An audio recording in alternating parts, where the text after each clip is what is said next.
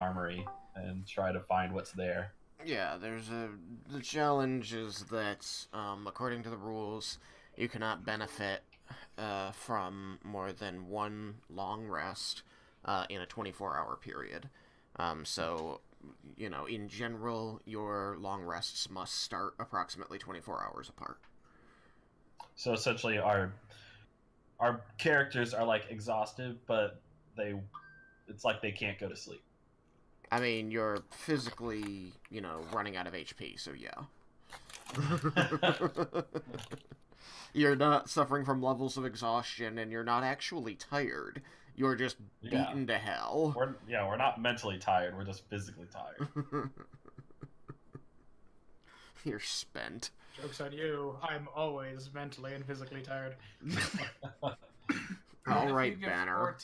14 hours is sleep normal. No, it's 8. It's there. Sleeping is an 8-hour period, during But which. what if I sleep like 14 hours normally? Well, And you're a bad adventurer. yeah, you wouldn't make a very good adventurer. D&D characters follow this rule, which is that sleeping is an 8-hour period of little to no activity. For non-elves, at least 6 of those hours must be spent sleeping. The other 2 hours are up to you on what you want to do with them. They could be spent sleeping. They could be spent reading. They could be spent meditating. They could be spent praying. But they cannot be spent doing physical activity of any stressful nature. And if you spend an hour or more during the course of the 8-hour period doing stressful activity, you like fighting or hiking or climbing or building something, you do not gain the benefits of that 8-hour rest period. Now, I don't think it has to start over. Correct me if I'm wrong here, Sam. I think you just have to tag on the extra hour if you spent an hour. But it might have to start over. I thought that you had to start over, but That might be the I case. can find out Yeah. if you think it will be relevant to. I don't know if it'll be relevant, but I want to be able to give a solid answer, is really my concern. Like, if somebody says, okay, hang on, we needed to build a house. It took us an hour because we're amazing. If the rest is interrupted by a period of strenuous activity, at least 1 hour of walking, fighting, casting spells, or similar adventuring activity, the characters must begin the rest again to gain any benefit. There it is. It is officially in the core rulebook.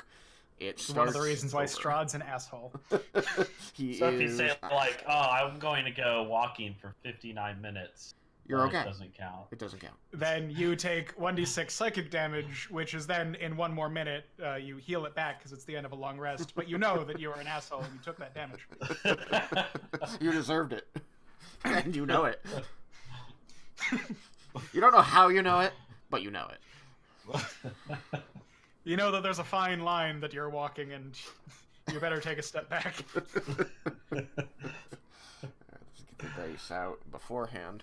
I'm not looking at the list of callers, so I don't know if everyone's here yet. I'm here. Vendar. Is he signed into Discord? Yes. Is he away or active? Active. Would somebody mind just doing a quick tagged message at him? Just say, poke. Something like that? Something innocuous? I can do it. Oh, he's here. Oh, okay, that works.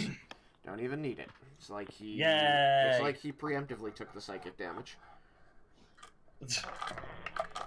I was watching. You were watching what? I was watching a video and I was waiting for everybody else to get there. Oh, okay. Yeah, no, it's kind of my fault because I got caught up writing up some information that I was missing, and lost track of time.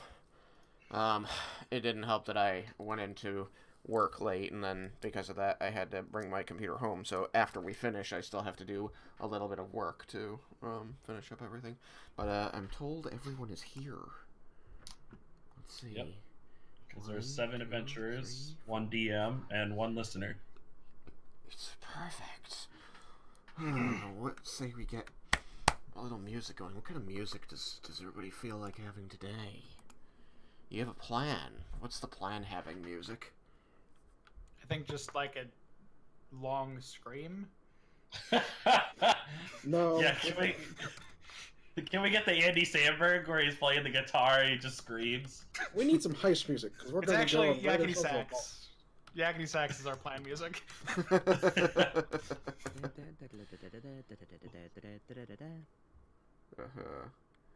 Wow, it impresses me that you can only get this in compilations and not just... Why, Fredboat, would you do that? Actually, can we get the Benny Hill theme? I mean, That's that is yakety sax. Okay. It's not hard enough. Yeah, I don't like that. So, getting rid of that. I guess I'll just do our usual. Ugh. It's only quiet. I'm a little tired. Was it true that Detective Pikachu did better than Endgame? I don't know. I didn't look that up. No. So who's echoing? I don't hear it, so it might be me. Is it me? No, I don't know. Is it me? I was. I don't hear anything. I don't hear anything, but I was told that Detective Pikachu is like if you're older like us, it's like Oh, good wait, for it nostalgia, was the- but it's like still more of a kids film. I was getting it from the Twitch stream because I forgot to mute that. Okay, at least that answers the question. job. Good job. It was me the whole time. It was. How could you? Alright, so, as we discussed as people came in, and I started the stream late, so to everybody, I'm sorry. I was doing stuff. Where we left off last time, you had all just gone to the treasure vault that Anthony had promised would have coins in it. He did promise that, and it had coins in it, which almost killed Yukikaze by burying him under their massive 200-pound weight of 10,000 gold coins. You vacuumed those up with your bag of holding and found the memories belonging to Ashe, your relic of Ione, who has been a useful insight into a lot of things from the past, just information in general, except that he was missing anything and everything pertaining to this desert and this place. He now claims to at least have up to when this copy was made by his previous owner, and is willing to share all of that, though he still seems to be recovering from regaining all of that, so has not yet really articulated a lot of it, but if asked directly, he definitely seems the type who would expound. After that, you faced down a bunch of black puddings that were stored in the last remaining room, the other two containing the gold coins and a bunch of bones. And as you were getting close to finishing off the last of these puddings, which were immune to slashing damage, and when hit with slashing damage would split into smaller puddings and continue fighting, Anthony screamed something about killing his babies and dropped Cloud Kill on the party, before turning himself into a pudding and escaping through the ceiling tunnel that the bones were coming through. At that point, you returned to the wagon area and found Kubriel and your lizards, all in working order. Nothing bad had happened to them. And Leah unloaded the not money items from the bag of holding into the cart.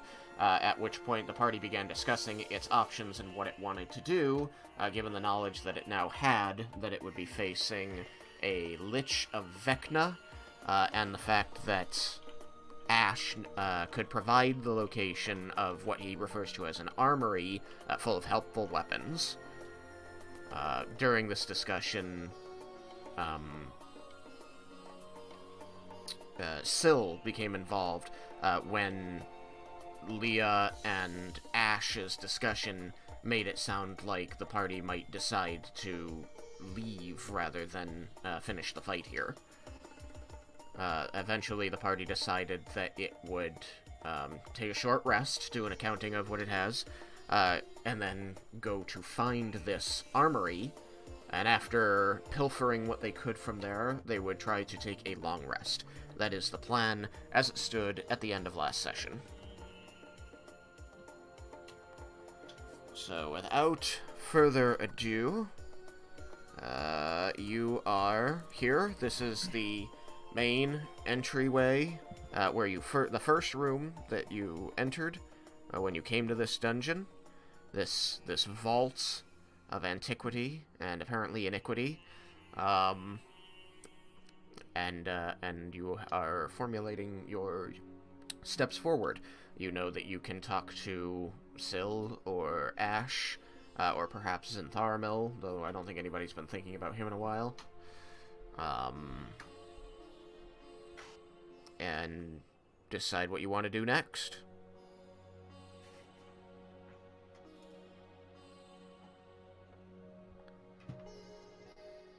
Feel free to talk to each other. I'm going to turn on my room light.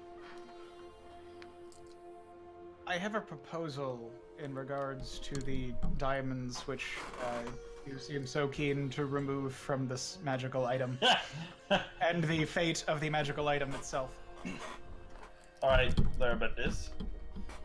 I have the reagents required to cast a teleportation circle twice, and the knowledge of a circle to Nalia's. I propose that after Ashe attunes the box, we send it to her for safekeeping to be transported to a temple of Bayonne. That way, should anything happen to us, the knowledge that Ashe has is maintained and is able to be granted to him once again if needed. We can also ask Nalia to acquire some diamonds of appropriate value to cast Revivify some number of times and send along with the box the gold to compensate her for this. I approve of this plan. That could work. I am also in favor of this plan, Scholar. I feel in the keeping of the Temple of Ione will be a safer place for the memories than hoping that the appropriate person finds them here. Yukikaze got trampled over. Sorry.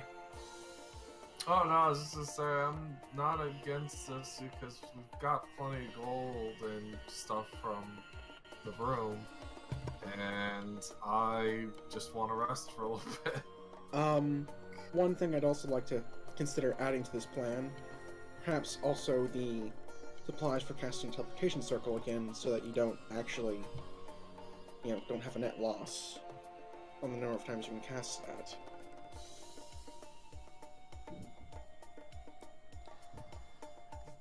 That isn't unreasonable. Yes, with how much gold we have, you could easily give that much as well.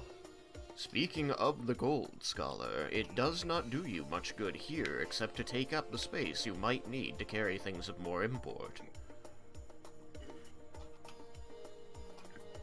I mean, if we're going on, if we could actually use this to buy supplies we need. People's armor doesn't look to be in the best shape, if that's an option.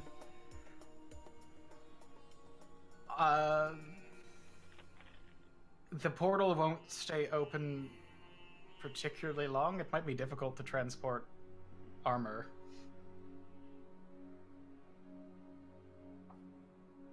You know that the portal only stays open about a round, allowing people to pass through it one direction or the other.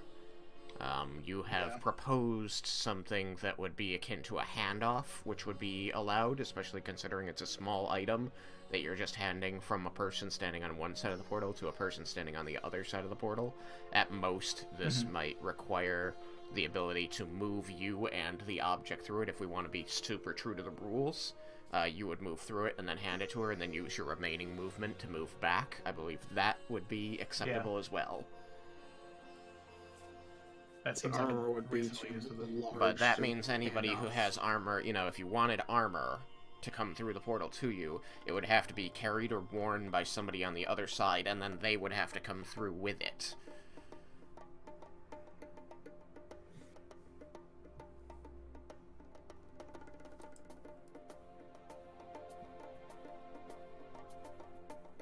And so to make that work, you'd need a number of people equal to your group who needs armor to help her out.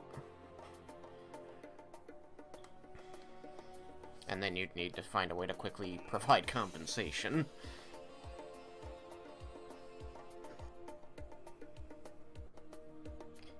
I'm saying it sounds doable, but it is complicated and not super, in the spirit of things. But it is doable. It would just require some finagling by you with Nalia. This requires coordination on both sides of the portal. And luckily you have sending, so you can do that. Also, video chat. The plan will need to be done during Ashe's 5-minute communication window. I believe that this is too complicated to coordinate over sendings, and also we are running through spell slots. I do not usually need to provide definitions of words, Scholar, but I am capable of it. An armory does generally contain armor. Yeah, we should definitely go check out the armory before we go about this complicated issue. I believe that would be fair. And then we can see if there's anything else that we might feel would be better sent off for safekeeping to remove from here. Yeah, but then there's the Possible. possibility that we're gonna get screwed before we even get done there.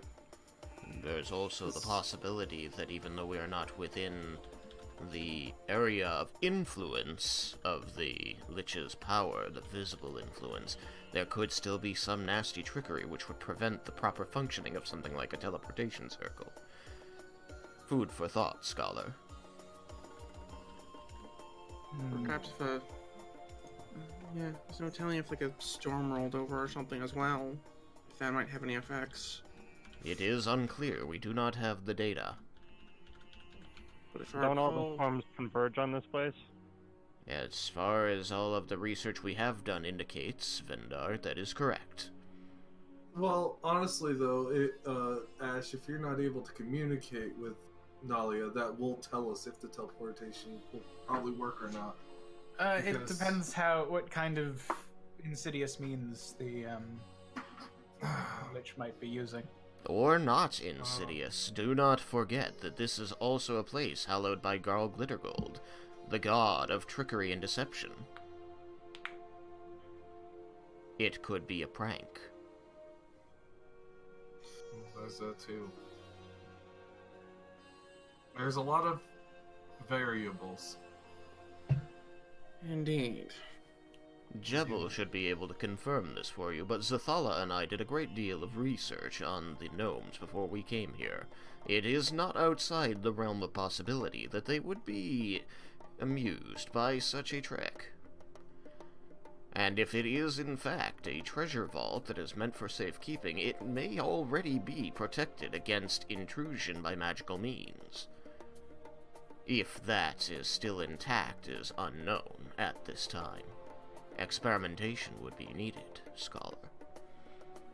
Well, with that in mind, we should certainly be here if we're gonna cast the teleportation spell. Since this is the entryway, I doubt there'd be as much protection here as any place within the vault. This is a good point, Scholar.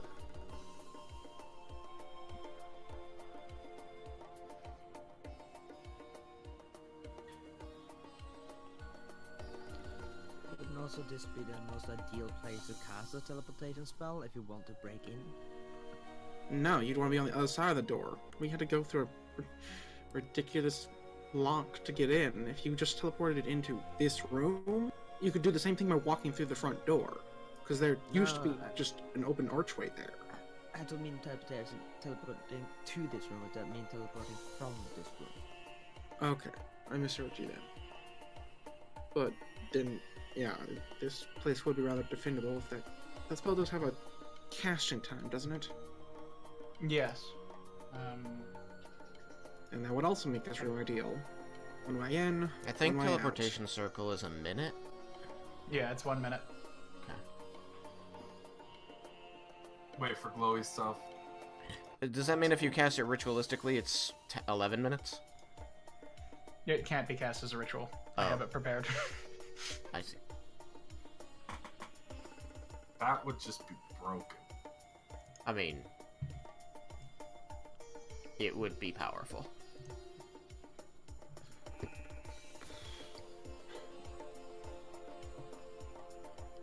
So,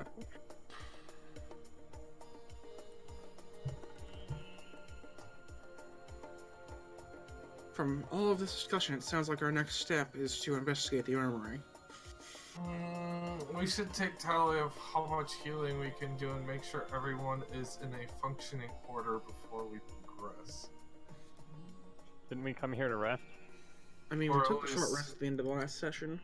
Yeah, but we also need to like make sure because I used up quite a bit of my health stuff last time, so like me resting more will use up all those, and I probably will still be low in health. Right. So that's a good point. In case anybody hasn't, make sure that you've clicked on D&D Beyond, that you take a short rest, because that will automatically reset any short rest resetting things you have. Leah, you're going to have to roll a d6 to see if the pendant of emergency shield is usable again. That's in the description. Oh, right. And remember that you can spend as many healing hit dice as you want for healing, and you can add your Constitution modifier to each of those hit dice that you spend. But if you want more magical healing, you're going to have to specifically request that from the people who can do it. Okay, well, we really don't discuss hit dice in a sense, but should we as characters like? I mean, you would just indicate that that you've I'd healed still as much be as you more- naturally can, and if you're still in a rough shape, you need magical healing. It's really as simple as that. Okay, I just didn't know how I should approach it. I actually don't see this in the description, Tristan, so it might need to be added. Okay, it's written on mine. I will give you the exact wording as I open it up again. Yeah. Well, in regards to healing, I'm fine for now, but I'm kind of at the end of my rope. This will be the last push for me if I don't get any outside help. Okay. And to interrupt you there, to answer Leah, so on mine, in the description, it says, recharge. At the end of a short rest, roll 1d6. On a 5 or a 6, the shield recharges and can be used the next time the wearer takes damage. Recharges automatically at the end of a long rest. And I can copy that to you in Discord if you like. Okay, then it doesn't recharge. Okay. I got a 3. Okay. So that just means that at the end of, you roll it at the end of each short rest that it's been used before, and if it's recharged, then it's recharged, and when you get hit, it'll trigger again. If it's not recharged, then when you get hit, it will not trigger, but at the end of a long rest, it automatically recharges. So you don't have to roll for it at the end of a long rest. Yeah. That's what all Should we that... describe our health as what we feel our look like to everyone? We versus- use bloodied and not bloodied. So, are you above 50% or are you below 50%? That's pretty much it. Okay. No, on a scale of 1 to 64, Sam. I wouldn't say 64. I would say 56. But, I would argue that you could say like general words that people use to describe their health as well. Like I can say that I'm feeling relatively comfortable.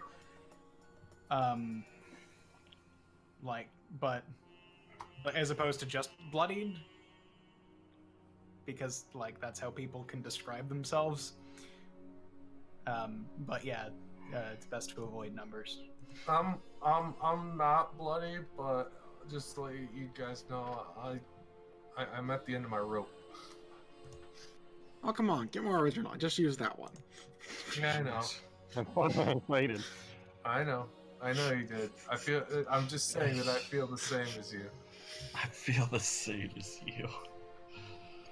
This is the rainbow connection right here. Okay, fine. I feel quite a bit stretched right now.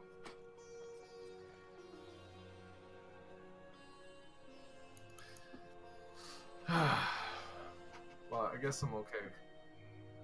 If we're ready to press on. I want to get to the armory.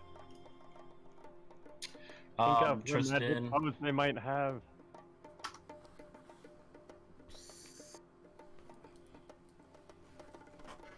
What might they obviously have? Vendar, what? Oh no, I think it was. Think of the magic bows they might have. The magic. Think of the magic bows, guys. They might have magic bows. I need to know. Stop Raiken is thinking going about. to Stop thinking, grab- how can the healers help me? And think, how can I help Vendar get a magic bow? Raiken is gonna grab a javelin. Oh, a better magic bow. Off of Kubriel and not Jebel this time? Yes, off of Kubriel this time. Okay. She sits there patiently. So as you that remove just one. in case they come across another monster that slashing damage does crap to, he has a piercing weapon. Your fists do bludgeoning damage. They don't do as much damage. I mean, it's true. You can't just hit them with the side of the axe. And No. those people who took the acid damage or attacked the slimes in the last fight, remember that -1 to your weapon if it was non-magical or your armor if it was non-magical, that's permanent. That does not go away at the end of the short rest. Unless we repair our weapon. Unless you find a way to repair it, yeah. Speaking of which, I basically don't have a shirt now. That's great. I should have, Hang on, I had something for this. But yeah, so, Kibomaru, I believe, is the one you were using. Malachi Yes. is acid etched at this point, and portions of the name that was etched into the blade are damaged. All you can make out at this point is just Kiba. You're a dick. Yeah, I know. It's true.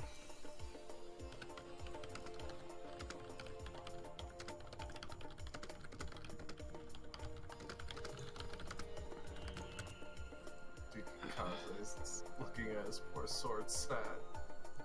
I don't know. Yeah, Tristan, did mine take damage as well? I know my armor did. Just your armor. Okay. Because your weapon was magic at the time. Oh yeah, that's true. Okay. And I rolled between your armor and your shield for when you took a hit, and your armor took the hit.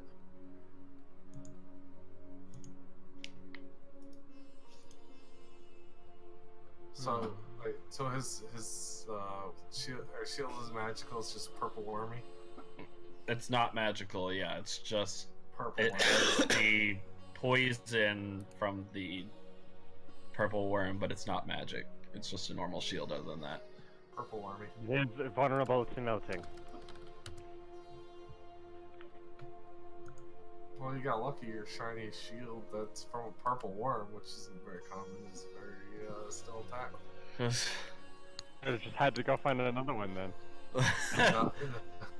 We just have to go back to the one that we had originally and just scrap some more. Good luck finding it. It's probably buried I in just sand bought by it. now. Or swept away by the storm. Oh god. Oh It's god. swept away, I doubt. That thing's huge. It's a Really, magical it was storm. enormous. No, God, I don't get just ideas. What if the storm picked up the body, brought it here, and made it a zombie purple worm? Yeah, that's, you know. I hate what you. did. Zombie purple worm, man. I just imagine we're like sitting here talking about it, and suddenly a massive purple worm corpse slams into the building. So about that Yeah. inch-thick stone wall, that's gone. Is it? Oh, you mean that the purple worm came through it? Yeah, Yeah. I'm making jokes. It's totally got it. There's a purple worm-shaped hole where your stone wall used to be. Alright, so I'm all ready to go.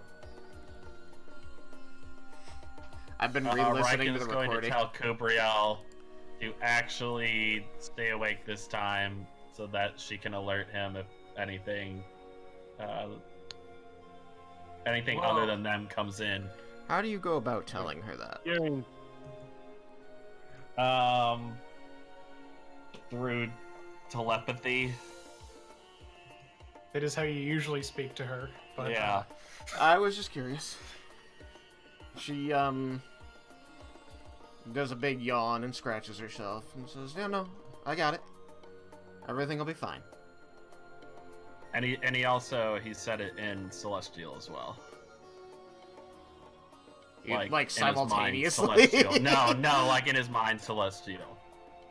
Oh, well, that changes everything then. Indeed. Well then. Why can I never find you when I'm looking for you? All of you see Kubriel suddenly, straighten up and sit very statuesquely, like carved lions that you've seen, in some cities that use them as symbols of pride and power. None of you can remember a time you've seen her sit like this. She always looks aloof and relaxed. There's a tear in there, Amandus' eye. Well, meow meow. What have you done to her? No, this is like a look of pride on his face. Says.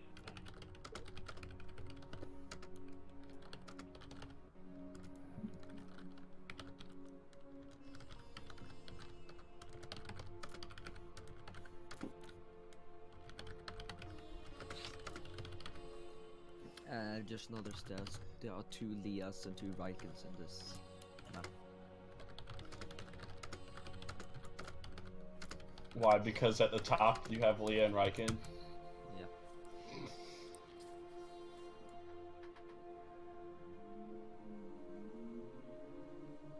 Okay. I just like that there's still 2 Ewoks. Because I still haven't been provided images. I forgot who the second Ewok is. Jebel. No. I don't remember. Who the hell is the second Ewok? I know this one's Yukikaze. It's Vendar. Me and Yukikaze. Oh, it's Vendar. Okay, right. I'm like, Jebel. No, wait. This is Jebel. Cyrus. Raiken. Laramendus. Hoothoot. Kyoko. Leah. And that's Vendar and Yukikaze. Okay. I understand everything now. So, as I said, you gain the benefits of a long rest. During that time, it is apparent to everyone, because he's not trying to hide it. Ashe settles himself down on top of the memory box, directly onto one of the diamonds, and it's like he becomes just a round spherical stone. All of his glow seems to be pulled back into him like a physical curtain around him and disappear. The only glow being that of the symbol on the front of him, which, you know, matches the symbol that was on the wall where you found the memory box. And moments later, the diamond that he nestles on top of, on the top center of the box, glows a bright silvery gold, and then dims, and the other diamonds pulse in a irregular pattern, no two diamonds being illuminated at the same time. And this goes on for the entire period of the hour, until finally it finishes and he begins floating again and glowing as per normal, and indicates that he is done. That happened during the short rest.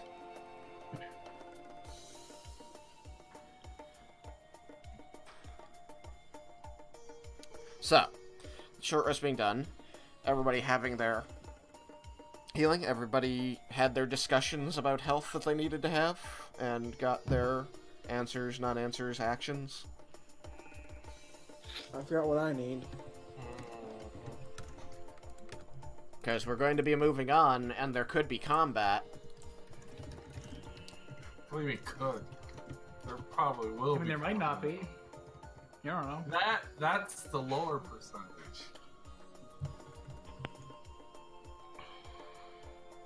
So we're ready to Hey, move Luke. on, is what I'm being told. I think so, yes. Okay. As I stated, after, Raiken looks toward Kubriel with a stern expression on his face, she suddenly does the lion equivalent of snapping to attention and sitting poisedly next to the wagon and its lizard entourage. The box is tucked inside. Leah, as I understand it, the bag of holding now only contains 200 pounds worth of coins. Mostly, yeah, there's some of the things that I feel I might need. Okay, but you've removed some stuff and you know what's in and what's not in? Yeah. Okay. Then, yes, then as far as I know, that is everything, and you can choose to move on. Ashe will offer to lead you to the, armory. If that is what you desire. Let's do it. Let's go. What are you doing with Kyoko? Are you leaving her summoned, unsummoning her, leaving her here? There has been a little too much surprise AoE for me, so I am going to unsummon her. Okay. Then.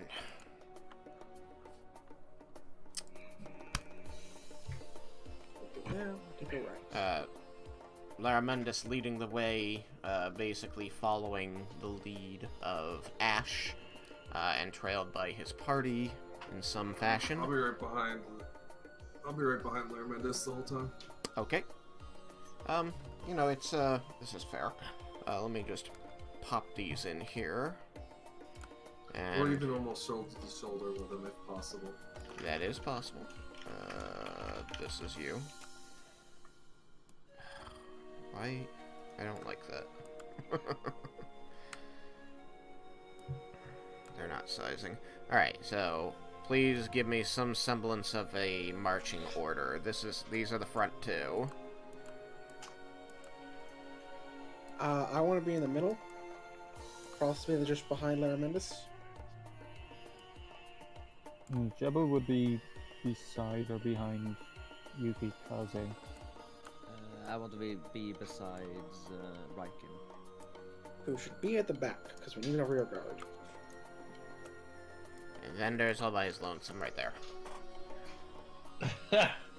I'm Vendor good with does that. a 2 by very 2, few except for Vendar, who is Yeah. 1 by 1. I don't need nobody. It's true. Just 2 by 3 by 2. That's how this works.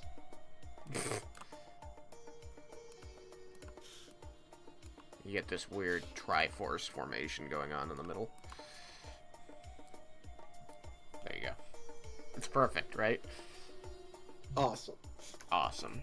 Alright, so you're led back down the stairs as before, 80 feet descending into, I would say darkness, but you don't have any light coming from up there except for you're following Ashe right now. So you're actually descending into light because it's the torches are lit down here. You return to room 3 here, where currently it's only been a couple hours and currently still remain the fallen bodies of these mummies. It doesn't seem that anyone has come to clean them up yet. I'm gonna grab these, because these, I think, are sized correctly. And then he ooh, I need my correct sheet over here. I can't see! So then you head into room 4. Room 4, there we go. Boom, where you fought the slimes. The pile of bones is still here. Nobody picked it up. This is basically fizzled out at this point. You can see, small but deep little pockets in the stone in this square, where the acid ate into it after it was splashed there by the arrow. That reminds me, we never checked what was in that room. I'm pretty sure it was the things that killed us. Or tried to, anyways. Is there anything else? Didn't they come from the mold? They exploded from out of that room. Yeah. But... So, taking a peek using passive perceptions, you got Leah, you're like, what, a 14 or something? 15? I thought it was 16. Is it 16? I remembered it was, you know, yeah, it was 16. above average. It was Yeah, decently above average. Okay, so 16, and Vendar's 25. As you pass by this room, it's not lit on the inside. None of these rooms were lit on the inside, but there are torches out here, so they are casting light into there. Leah can see better than Vendar because of her dark vision, but what you see is an empty room wherein it's not perfectly square like the other two. It's got kind of a rounded nature to it, and it's very smooth. It actually really, looking at it, really reminds you of the Beholder's Lair, where the walls were impossibly smooth and rounded.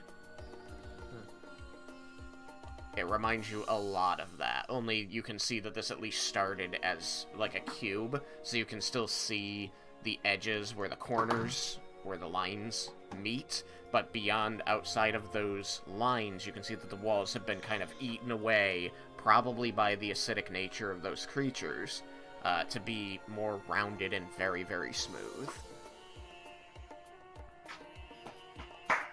It's likely they were in there for a while. Or moved in there frequently. But other than that, there's really nothing about this room. It doesn't even have a hole in the top where things would be fed in like the other two rooms did. Then I'll just quickly lose interest. It's just... Are we passing that room now? Yes. Ashe is leading you down this hallway from the right side to the left side, and you can still see the stains and the crumbled dust and the shriveled husks all over the floor that used to be the black puddings.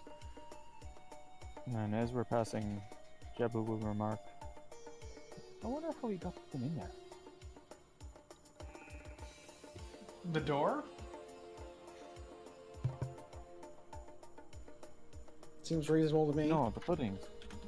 The door? He said they're his babies, so they probably went in there willingly for him. How?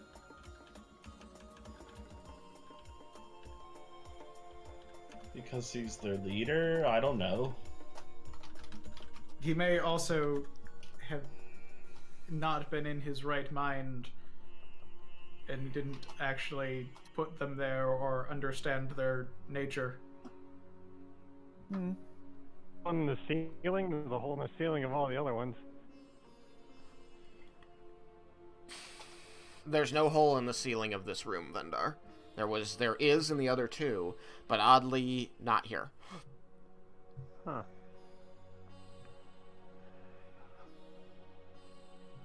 It is very odd that this room does not perfectly match the other two, since they seemed so very similar.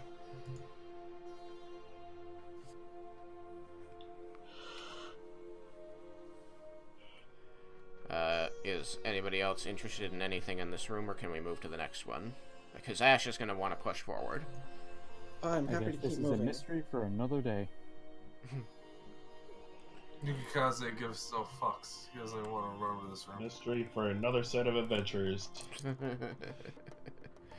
That is future us problem, and by future us, I mean not this party. You know, if the slimes weren't between us, we could have lured them in here and stuck them in the water, and hopefully that would have damaged them. I don't know if it would, but wishful thinking. Those are spread out. For whatever reason. Those are taken from the room 4, not the stair room. Yeah. Yukikaze, Jebel, Cyrus, Vendar, Leah, Raiken.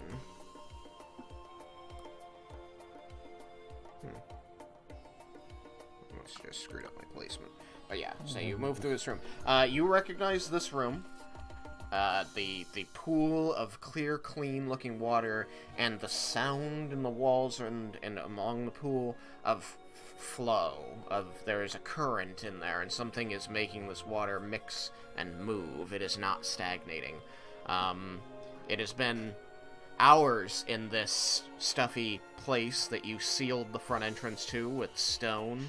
It's illuminated by burning torches, and all the rooms seem rather well closed off, though you haven't felt a shortness of breath, so air is coming from somewhere, but you feel extremely unclean and exhausted, and that water looks so inviting, and I need everyone to make a charisma saving throw. Charisma. Charisma. You're all near me. It's true. I forget. No, the Oh, front two no, are never not. mind. It's Yeah, not the front true. two are. You're screwed. And You're do I screwed. get advantage of Oops. this? You're screwed. There you go. That's I lost. Yukikaze's. That's Raiken's aura right there. I forgot what it said. Was it wisdom? Charisma. I'm bad at Do I those. get it? Do I get advantage? Specialty. Do you get advantage because of magic? No. I don't. Is Could this I a share it? charm effect? No. Can it be a charm effect?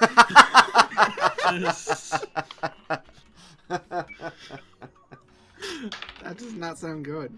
That does Raiken's remind me plus- of something. No, never mind. I know what I'm thinking of. Never mind.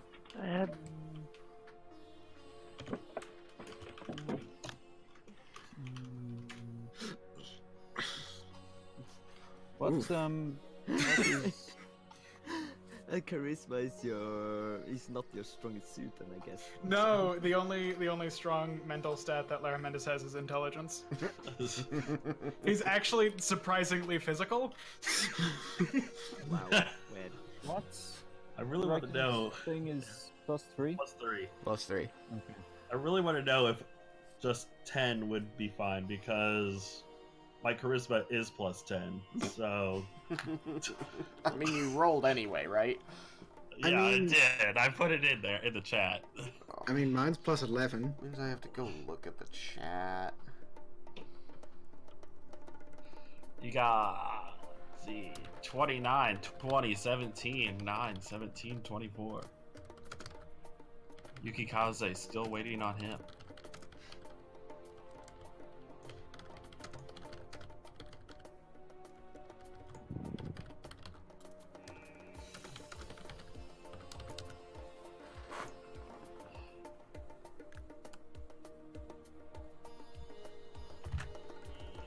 You know what? I think I know what's going on. I think I left. I can't. I haven't noticed that you guys are sounding bad, but if I'm sounding bad, it's probably because I left Netflix open. Yeah. You've kind of been cutting a little bit. Yeah. Okay, sorry about that. Is it any better? We'll find out. Let me know if it I does mean, get it's, better. yeah, it's better already. I Yeah, thought it it's- was mine.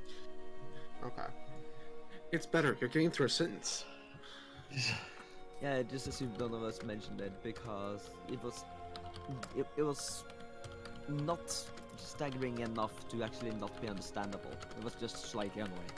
It was just a fun fill in the blank puzzle.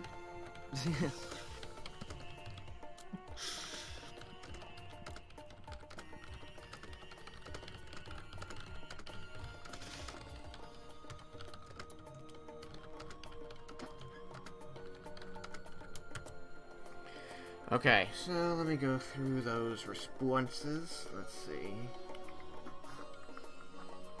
Cyrus is fine, Leah is fine, Raiken is fine.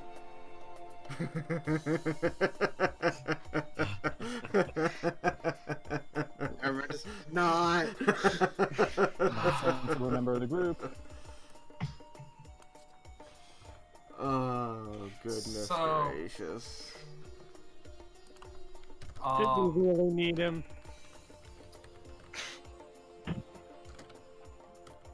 Still don't know what Yukikaze. You need to roll charisma. Well, what happens is Yukikaze pushes Laramendus out of the way, and he shouts, "I can't take it anymore!" And he jumps in head first. So he failed. Ash, are we going to that side of the room? I feel like the water would be a nice shortcut. What did you get, Yukikaze? Lara, make a dexterity saving throw. I'm better at those. For being shoved by Yukikaze. That is probably actually that's an 18. You really make it look graceful as you are shoved into the water. As I fall into the water. People almost can't tell it's what you wanted. Yeah. Now I'm all wet. Oh no. Wait, what? How did you get a 4? You roll a 1 with no pluses. and not to mention he doesn't get my bonus either. Yeah. So I mean, not like it would have mattered with what he got. So, the Dragonborn Yukikaze and the High Elf Laramendus are both splish-splash in the water. They seem to be very obsessively just washing themselves and enjoying the fresh cool of the water, and they seem so much happier now than they were a second ago. Prestidigitation has nothing on a nice bath. Children, behave. We have places to go. Excuse me? You're not at me. That's what you're acting like.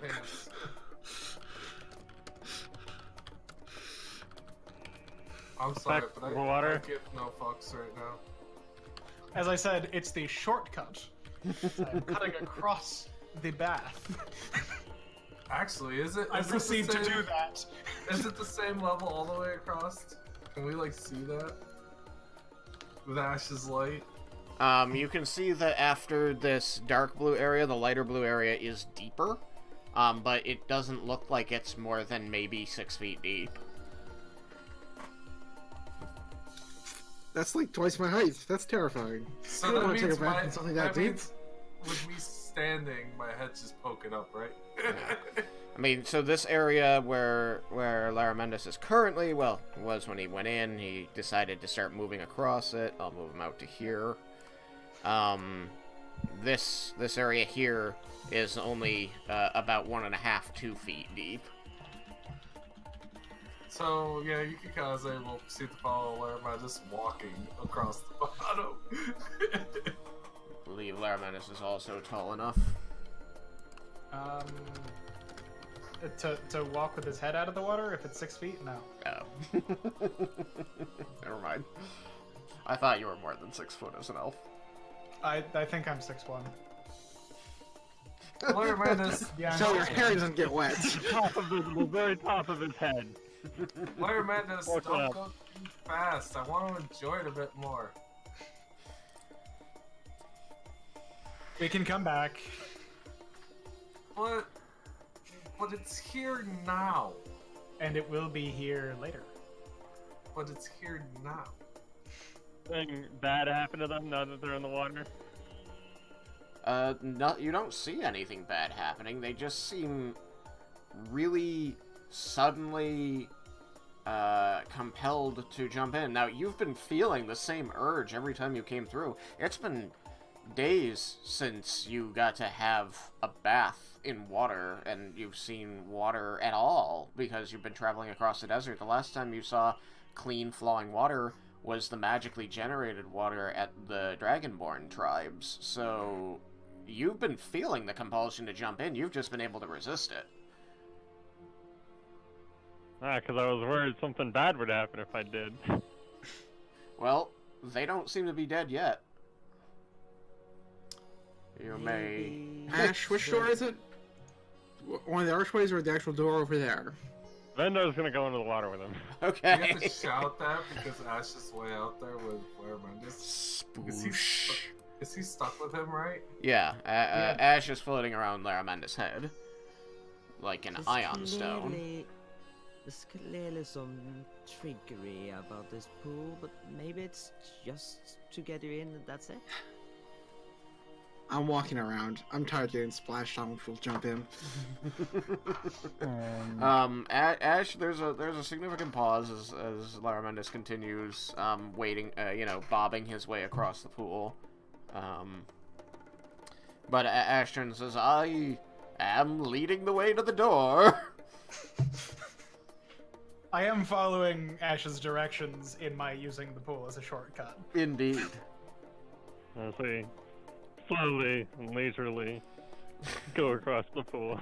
So three of your party are, like, backstroking luxuriantly across this pool of water. I walk around, visibly annoyed. Where they jumped in, you walking can around. see the dust and silt that was washed off of them settling at the bottom. The only obstructions to an otherwise perfectly clean pool. I'm walking around, but I'm paying close attention to the party members in the pool at all Okay, times. are you gonna walk this side? Or this side? The first one. The party seems to be headed this way. Alright, so Leah's going this way. Raiken. This way? What? Or this way? Around. There's two directions. Are you going this way? These are... Going around with Leah. Okay. Because we're battle buddies. Somebody remembered. I'm also holding my bag out of the water, by the way. Okay.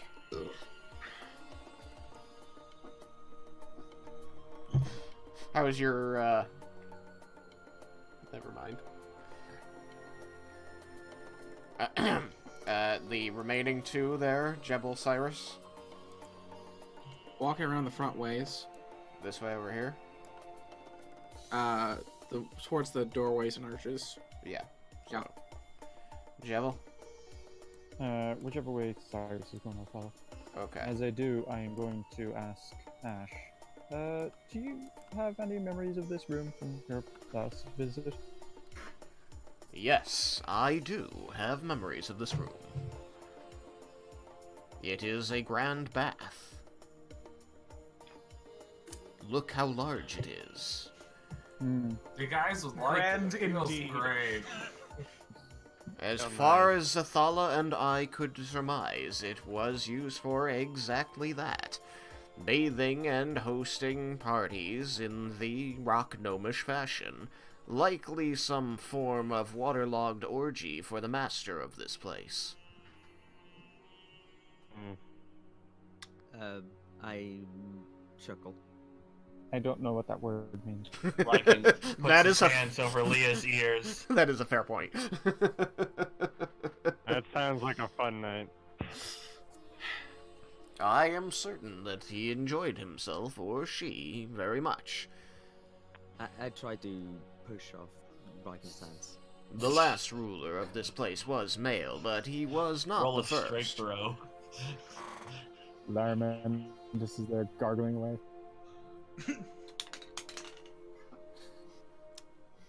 I don't budge his hands at all.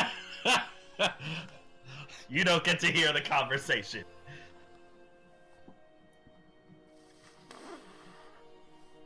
Oh dear.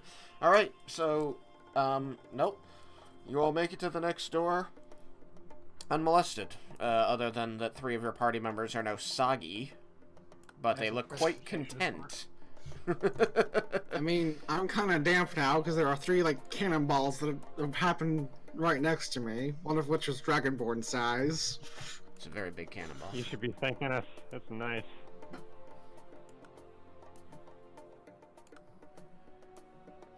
Because it's gonna end up going really slow toward the end, like really slow. He just slows down, like, I'll catch up.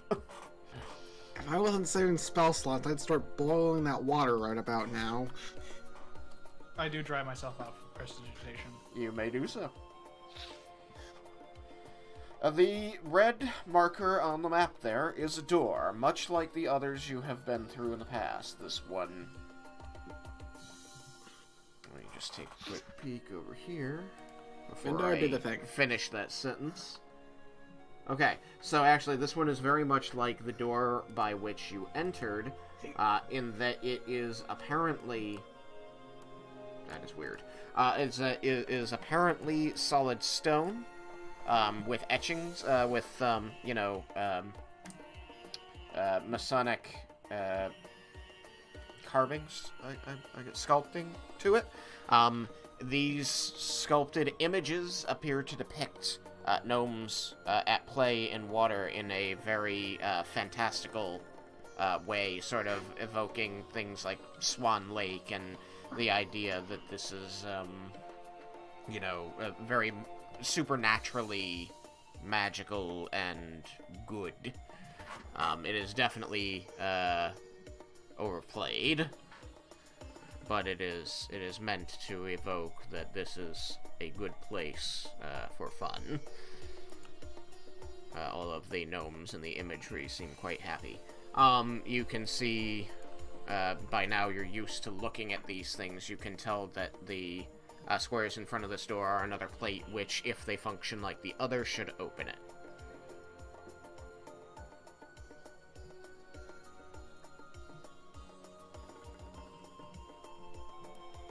Vendar, do the thing. Oh, right, yeah, I'll do the thing. I'll check for traps and if it's locked.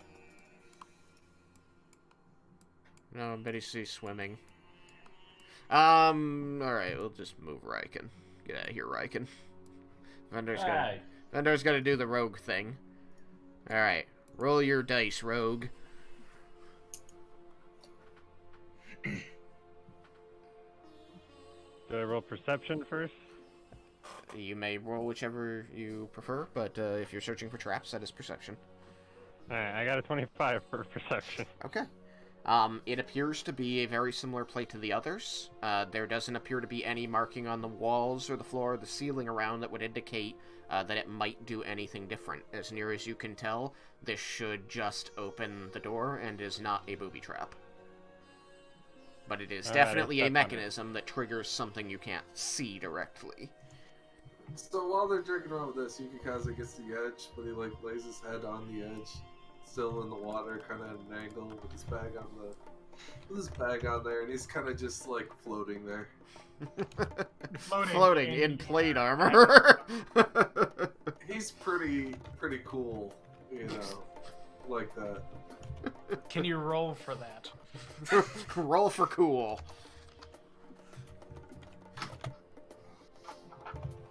I will too. Let's see. Yeah, add my charisma bonus, which is the one. Let's see. Oh, 16. Am I cool? You are actually decently cool.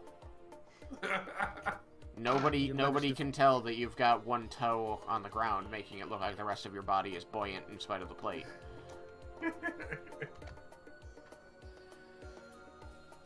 Yeah, in any event. Yes, Vendar, it appears that this door is not booby-trapped, but again, because you can't see where the mechanism goes without trying to take apart the stonework, you cannot be entirely certain. But it appears to be the same mechanism. Alright, I'll step on the mechanism. Roll a dexterity saving throw.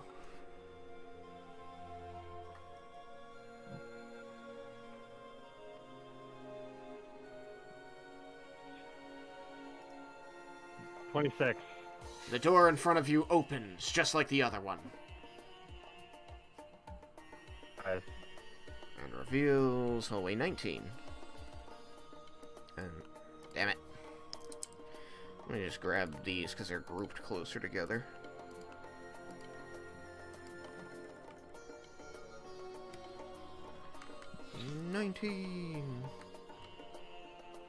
Paste. Ah, why would you do that to me after everything I've done for you? Gigakaze lets off a loud sigh. Guess I'll have to get out now. Indeed. I'm gonna move this over just so that I can be certain, that the thingy is not blocking it. You see a long hallway with 3 doors, and it is lit by torches along this wall. They are dripping their oil onto the floor in little burning patches that quickly go out. It is likely that they were lit recently. Some more mummies.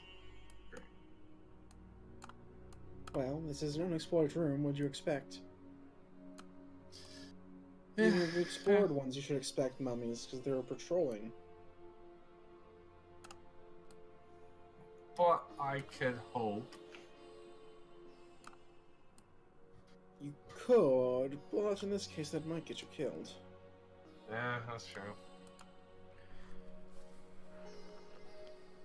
Along this wall, in between the torches, rather than the suits of gnomish armor that the previous long hallway had, there are what appear to be tapestries, some sort of textile with images depicting many small, many people, I should say. Their size is rather indeterminate because it's an artistic rendering, but many people working together. It appears to be in a lush green land, and then, the next one slightly down depicts a large, dark mountain overshadowing land and the people gathering at its base.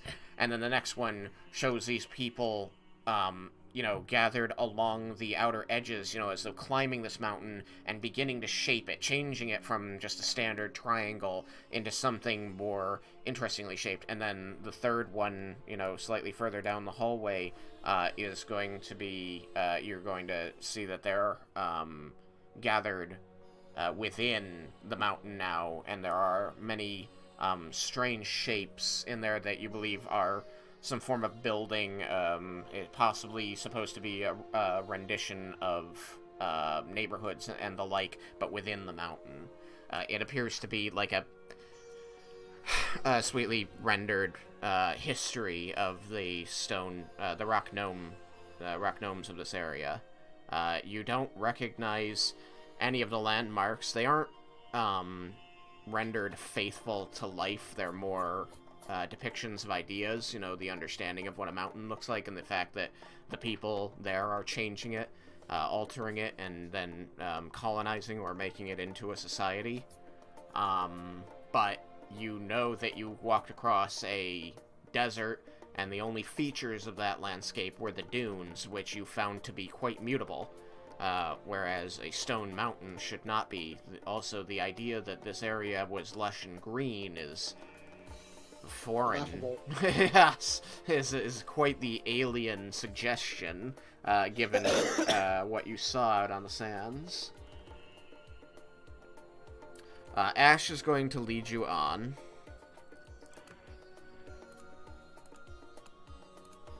In the good way, not the predatory way. Past this first door, and onto this second door. Boom. You know that there is one more door here. He does not say anything as he leads you forward until he stops you here. And you kind of see him, Laramendus, rotating and looking around, his glow pulsing somewhat, illuminating, brightening and dimming, as he seems to be thinking.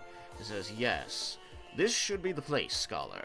This door here, and it is a wooden double door with brass latches, just like 90% of the others you've encountered."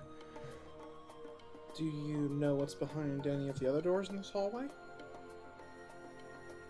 He pauses a moment before turning his glyph to face you, and says, "We already visited the first room, the room behind the first door. That was the garden that you passed through earlier." Right. That makes sense. And then he turns back, and you can't see where he's facing, but you imagine he's facing the end, this end of the hallway. And he says, that door up there leads back to the primary hallway. You've been in that hallway, or parts of it, at least twice already. Alright. So I'll check the door for traps and listen for anything on the other side of it. Okay. We may want to take a step back in case there is something to this room, which is likely considering it's an armory. Are you going to take a step back there, Lair? Yes. Okay. 5 feet, 10 feet, 30 feet? 10. I'm going back 5 feet. I don't know what other people are going back. Oh, apparently that was 10. And My if bad. he's pushing me back, I'll step back as well. Alright, well, it sounds like Cyrus wants to go back 10. Leah and If 10's not an option, I'll go 15. Leah and Raiken, are you presenting any challenge to him backing up more than the other people? No, I guess. Then I will die. Okay. Are you going to back up further, or are you going to stick with the 5 that everybody else took, basically a single big step backward?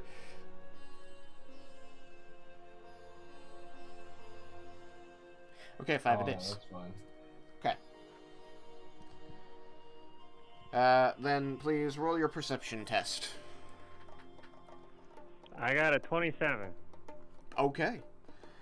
I pass it. Yes, you do not detect the presence of any traps. You do find that the door seems to be locked, and you definitely hear movement on the other side. The door's locked and there are things on the other side, so be prepared for a fight. So I'm gonna use my magic lockpicks to unlock the door. Alright, you wave them in front of the door's handle a moment, and you hear an audible click. Very quiet, but noticeable. Alright, and then I will pull my bow out. One of the big guys come up here and open it. I'll shoot the thing on the other side of the door as soon as the door opens. Okay. Which one of the big guys is gonna go up there? Yukikaze, you are closest.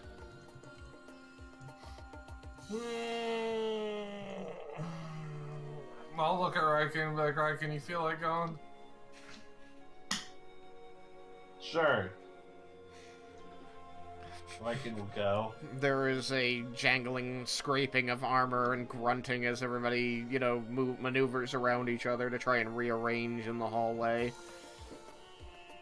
General displeasure at being jostled. You're now next to Yukikaze, Leah.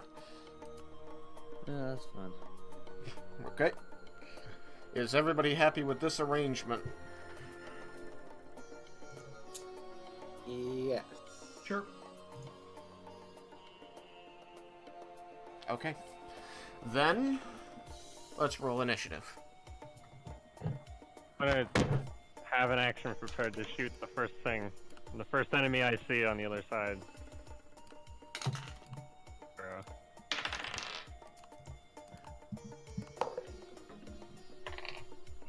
Ha! Don't you say Okay, it, Buckins. but it's not.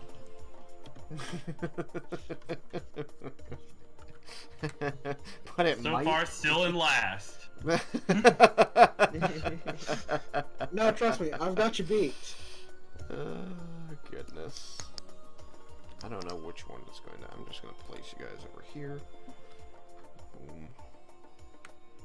I'm going to have to Wow, do this. the rope rolled low. So, second to last.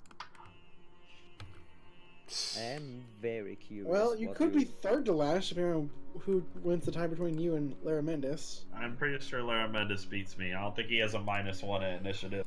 Tristan, are you No, I just have a gonna- +3. are you just Yeah, gonna there you call- go. I'm very curious what Vendar's innate bonuses. Hey, 4. Tristan, are you just gonna call off names and ask what we got? That's what I usually do. Just because I'm putting them in a Or- different part of the channel, so it makes scrolling up and down really inconvenient.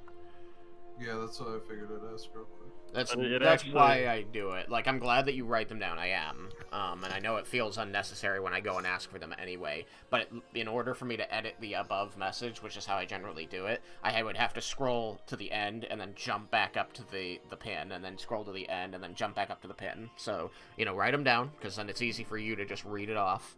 And then when I ask for them, just read them off to me. That's why I've been doing it that way. But, I apologize if that makes it feel like the typing them in is unnecessary, but it does help you. And it helps me a If we're lot. gonna continue filming this, it could also probably be something to consider to have the orders of initiative in the window. That's a good point.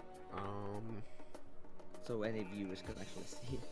Yeah, no, that's a good point. All right, so let me get it from you, and I'll arrange it over here where I usually do, and then I'll copy it, and I'll create a quick text box and put it in the stream window. All right, so give me Vendar.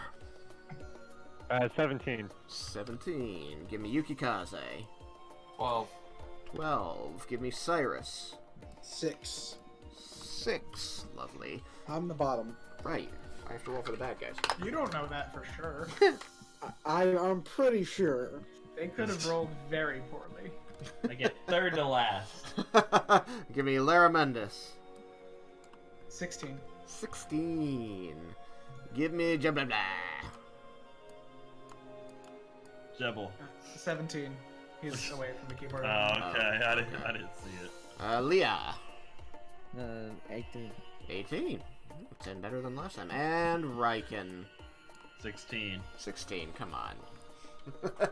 You were all. Come on, that's a good roll. For I know. second. You're like, I'm last. I'm second to last. I'm third to last. I'm like, that's a good roll. Because I kept seeing 16, 18, 17, 17. He just can't win. You dice were very likely higher than Vendar's, even though his total is Yeah. higher. If he gets -1, he rolled a 17. I rolled a 13.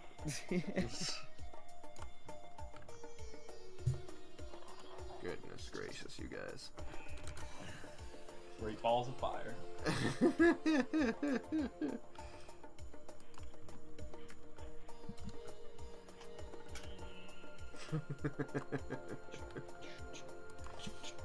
No, don't do that. Boom, boom. Bam. Okay. Initiative. Copy. Bam. Alright, initiative is pinned. Jump over here to OBS. Add a text box. Add a source. Add a new source.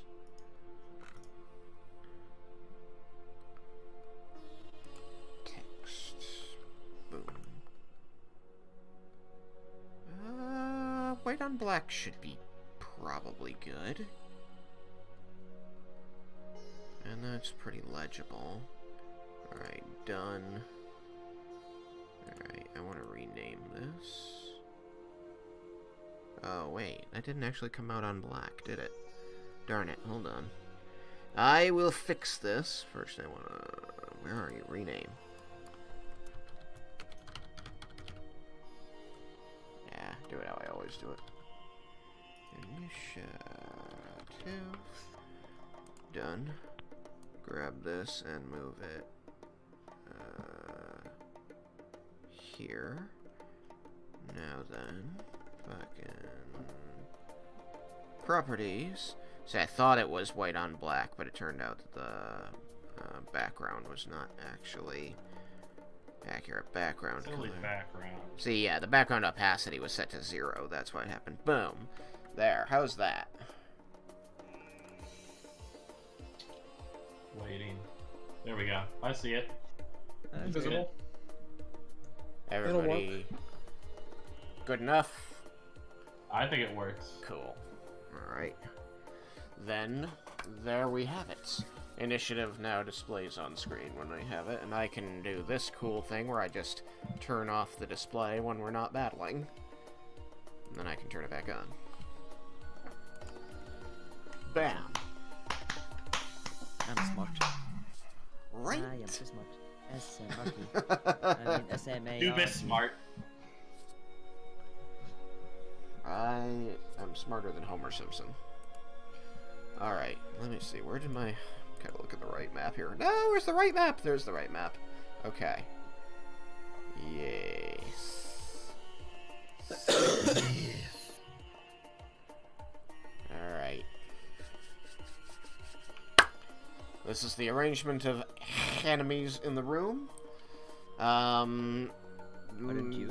Vendar had a prepared action, and Raiken, you're basically going to be taking the handles of the doors and pushing them in and open, and then stepping so that you're next to Vendar out of the way, so the doors swing open and he's able to fire as his prepared action. Okay. Sounds like a plan to me. Okay. Yeah, fuck him up. Oh, darn it. It would help if I, like, had my document with my enemies in it open. I think that's unnecessary. It Yeah, gets a you don't little... need that. It gets a little hard to track HP It's and just one hit stuff. point and like 0 AC. Right, of course. You just, you you sneeze, just- and the room is You clear. roll a d20, and that number times 2 is their AC. And then, Alright, they have 40 AC. yeah, that one rolls really well. I feel the need for magic missile right about now. Let's see here. Oh my god, all the mummies. Alright, how many are And it's got 46 plus 20 HP. Well, come on, the zombies are in an armor. They could have just like picked up something they thought was right next to them. Like, hey, I can put this on. Don't say that. Then they could be That wearing much. magic stuff. We don't want them to be wearing magic stuff. Yes, you do, because then it means that there's magic stuff. That We means don't know they're wearing there's stuff. We just know they're magic wearing it. stuff. We want it on the shelf. Oh my goodness. Alright. Boom. Boom. Boom. And we delete this. And modify this. This.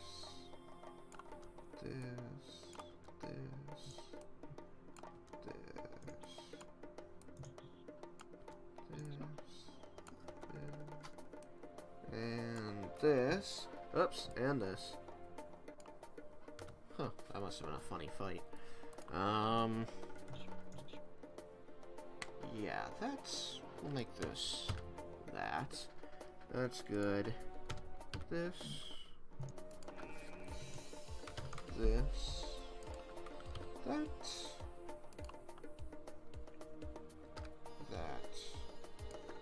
And that. Okay. Okay. So, the door opens. This one here is going to be number 1. This one appears to be, a gnome, actually, mummy. Is not really wearing any armor, just looks to be, in tatters of clothing. And like the tabaxi in that first room, seems to be holding a torch that it was using to light sconces. We'll call this one 2. No, 2. And we'll call this one 3. And we'll call this one 4. Let's see. 2, 3, and 4. 2 and 4 appear to be Dragonborn wearing plate armor. And 3 appears to be a half-giant wearing hide armor, like studded leather. That's right. And that is what is revealed to you by your current position. So, prepare to action. Wait. I'm going to sharpshooter the half giant. Okay. Right there. Cool. You may roll that while I get us some fun music. Oh, right, yeah, you had ready an attack. It's that free sneak attack that fucks up an enemy right at the start of the round. What? Alright. I got a 17 to hit.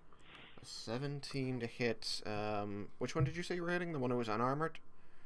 The half giant. You said he had hide armor. Yes. Okay, he is number 3. So here. 17 will hit. Just give me my moment to select some music. What should be fun? Oh, this one might be fun. Wait, that one might be... It's always I have to worry that something in my list that I compiled a while ago might now be, or might have always been copyrighted, and I just don't know. I'm trying not to use those. Some of them I remember.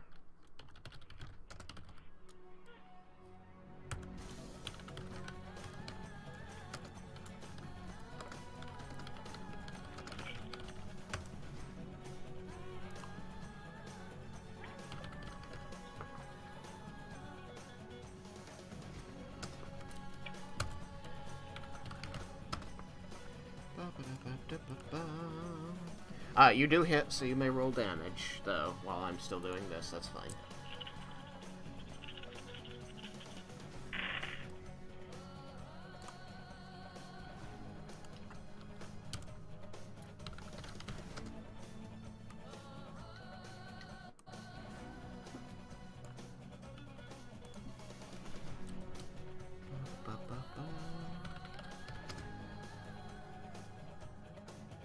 They have not yet gotten to go in initiative, so I believe that means you have advantage, right? Vendar? Vendar. Rolled with advantage. You rolled with advantage, okay, and so you know that, you remember that means that you get your sneak attack because you had advantage. Yeah, I rolled sneak attack. Awesome. Nope, just making sure. Just making sure. 59 magical piercing damage. That's a very nice number, that right there. Yes, it is. That's a good, solid start of combat number right there. Yeah. Number 3 eats 59 damage right off the bat. Is he dead yet? No, but he is, like... You can tell all that hide armor did him no good whatsoever. And it certainly won't do the next guy any good either, because it's got a big hole in it now. Your arrow streaks across the room as Raiken shoves the doors open, all the zombies, suddenly turning, some of them unnaturally turning their heads more than 90 degrees to see you. And this half giant, which he seemed to be facing these brown, so I didn't explain. The area is well lit by torches on the walls, and there are also torches on metal brackets in these white areas, hanging off of what appear to be tall wooden or intermittently stone shelving. These structures, these brown structures, appear to be stacks, shelves, and they contain different items. And from where you are, you can see, like, down here there seem to be like jars and elixirs and stuff. Over here you can see, like, there are a bunch of swords and daggers, or actually those are here. You can see, like, gauntlets and gloves and boots and, like, the flatter portions of leather armors and things here. And then there's just, like, what look to be trinkets and baubles here. There are some really weird items that you just don't recognize, and I'll explain to you what they are if you go and investigate them after combat, but there just isn't... They're really weird shaped, and you've never seen some of the things like this, and you can't imagine at this very moment what they might be used for. But I'm just trying to give you a sense that this room seems to be a long, like, warehouse of just stuff, and all of it seems to be combat oriented. Okay, so Indiana Jones warehouse, got it. Jason. Yeah. Joseph says the music is a bit loud. Oh, okay. Thank you. I can tone that back just a little. Oh, I do it here. Right. Fredbo, you need to be... Let's go to 10. Let's go to 9. Okay. Let me know if he says anything else. Oh, and I can see it right there, actually. Again, I only have the 2 monitors, and I'm basically using both of them for my 2 maps, my list of bad guy HPs, so it's just all layered up, so I don't end up looking at the streaming window too often. But thank you, Joseph. Thank you very much. Right, where was I? Right, so this half-giant, was facing this shelf, and he's got all these strange items in front of him, you know, maybe armor, maybe weapons, maybe something else.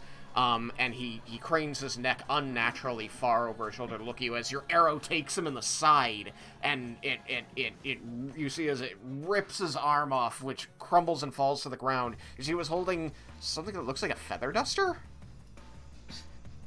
And he looks extremely put off, you know, or as put off as a dried out husk of what used to be a person can look, more than they already may have. Okay, that is your prepared action. So it that... to try 7 on the music. Try 7. Okay. I mean, they all... One of the troubles is that, like, I wish the music would get auto-balanced so that it all came in at the same volume, but it doesn't. We're gonna go to 6. That'll be fine. I don't want it to be overpowering. And I've been listening to the recordings, and it's been seeming pretty good. I've actually been pretty proud that 12 seemed to be, like, the sweet spot. But that's fine. I just want to make sure that it's, you know, present and hearable by the audience, that it can kind of flavor the scene. So your prepared action goes, so your action and your reaction are done. I need my... it just gives a weird thumbs up emoji, so it sounds okay. Okay, cool. I went down to, I think, 6. So that makes it Leah's turn. So Leah, you're all the way back here. Yeah. You know that, you know, Vendar told you, everybody get ready, there's going to be stuff on the other side, and then he called Raiken up and had him open the door, and then he fired an arrow. What do? You haven't seen any enemies, you haven't seen the interior of the room. You don't know what's going on, really. I will walk up so I can see. Okay. So let me what just if Vendar was attacking the darkness? I mean, he could have been, for all you know. Put that there. So this is the hallway. It's a very narrow space. So you can walk up. Would you like to be behind Raiken or behind Vendar? Or would you like to be, like, here, or here, or here? If I'm standing right above the lock, Why? will I be able to get a line of sight for 123 without obscurance? I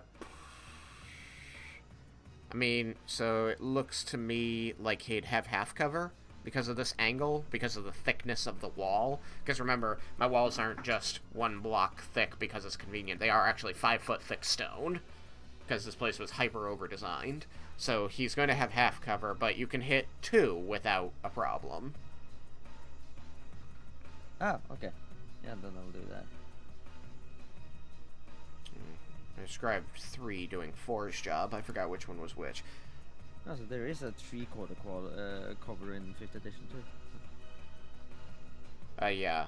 There's half cover, 3/4 cover, and full cover. It's +2 to AC, +5 to AC, and then unable to be attacked. Yeah, I just looked at my DM screen, so... Okay. So, yes, you may roll an attack against 3 who will have half cover, or 2 which will have no cover, if you are... I'm gonna Eldritch Blast number 2. Okay, did I put you in the right square?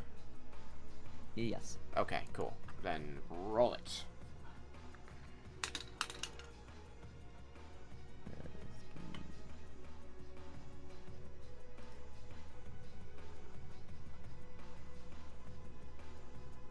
Yep. Okay, so 24. 24 will hit number 2.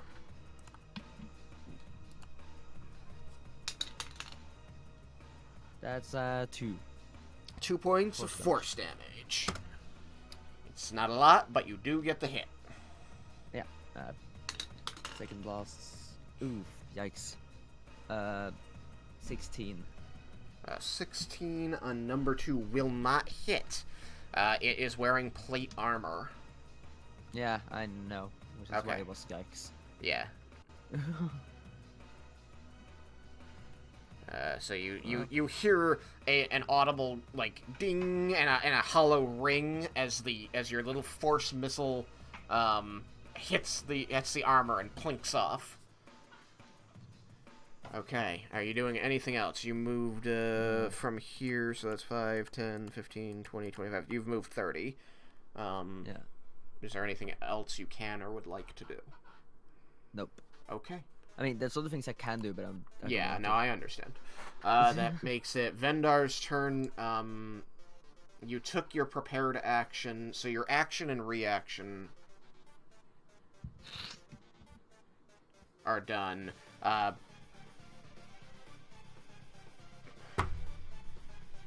that's not really how it works in 5th edition.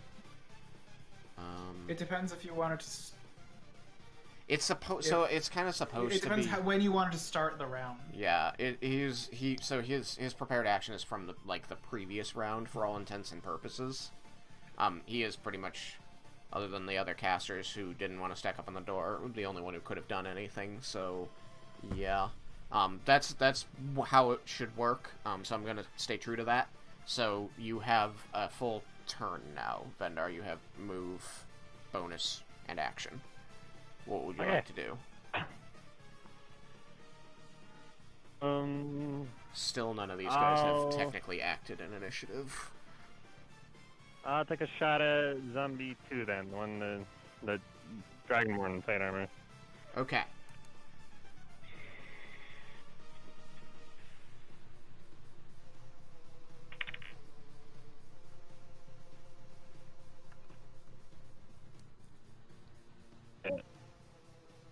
I didn't hear it. A 23 to hit. Okay, yeah, that's gonna hit. That's gonna hit. Yep. Good job.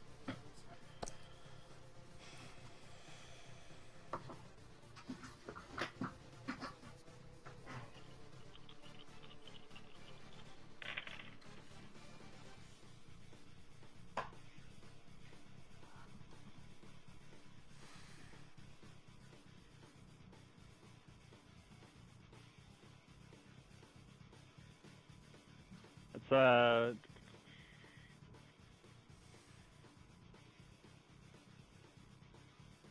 damage. Repeat the number again was cut off. That is a 23 magical piercing damage. Perfect. 23 magical piercing damage. Good damage. Nice.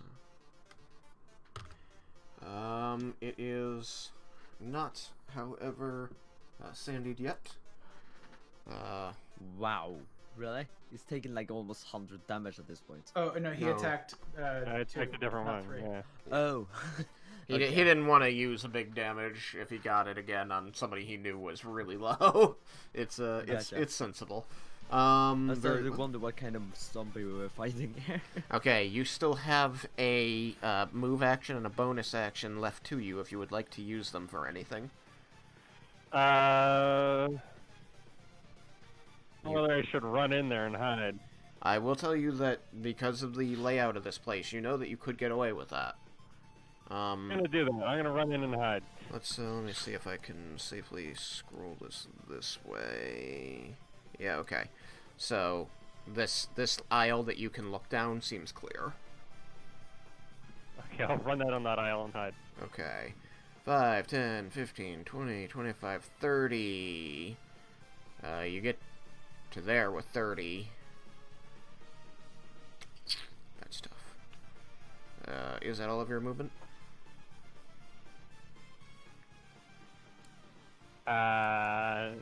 If I want to hide, then yeah. Okay. You could always move farther and forego the hide, though, and you know from your previous encounters that these zombies, these mummies rather, don't seem to be able to move faster than 30.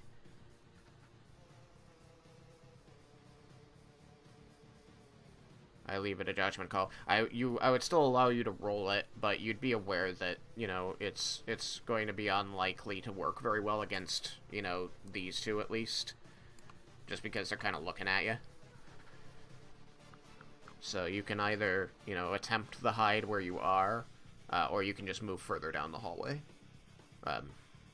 alley. Aisle. Aisle is a good word. Because they're rows of shelving. Now, the issue, if I go further down and they chase me, then... That's true. That's a consideration.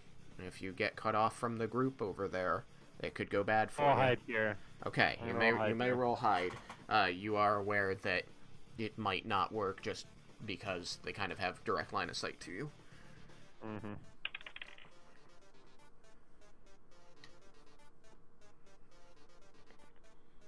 So it's a 27. Alright, that's a good roll. That's a good roll. And after Vendar is Jebel. That's me. You are over here. You know that the door opened and some arrows flew and then Vendar ran inside. Okay. So... can I move into the room?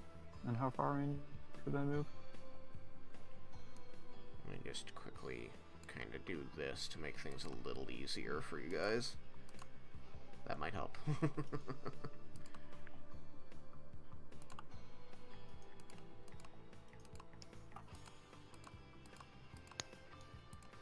Tell me if this doesn't help. But I feel like being able to see the grid might make things a little easier. Because I realize that relying on the grid that's just given by Excel might not be enough. Okay. Can you move into the room? Well, you know you're capable of moving 30 feet naturally. So you can 25. move... Huh? 25. No. 25, right, sorry. 5, 10, 15, 20. You could get to this square or this square, which would be one inside the door.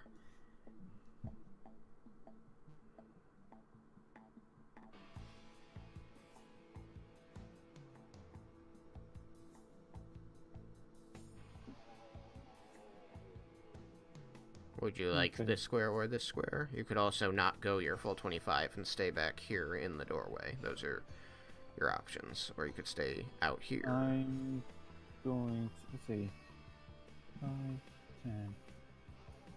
10. Not what bottom of, wait, what is that? W20 something.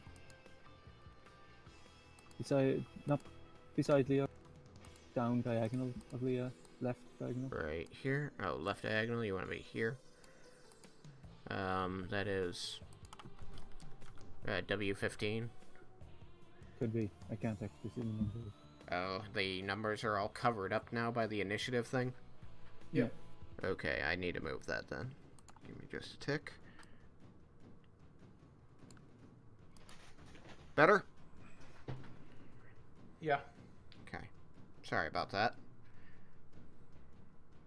I was looking at coherent arrangement of the sub-windows and didn't think about the numbers at the back that you might be using. I am so lagged on this thing. Okay. So I've moved you down and diagonal left of Leah.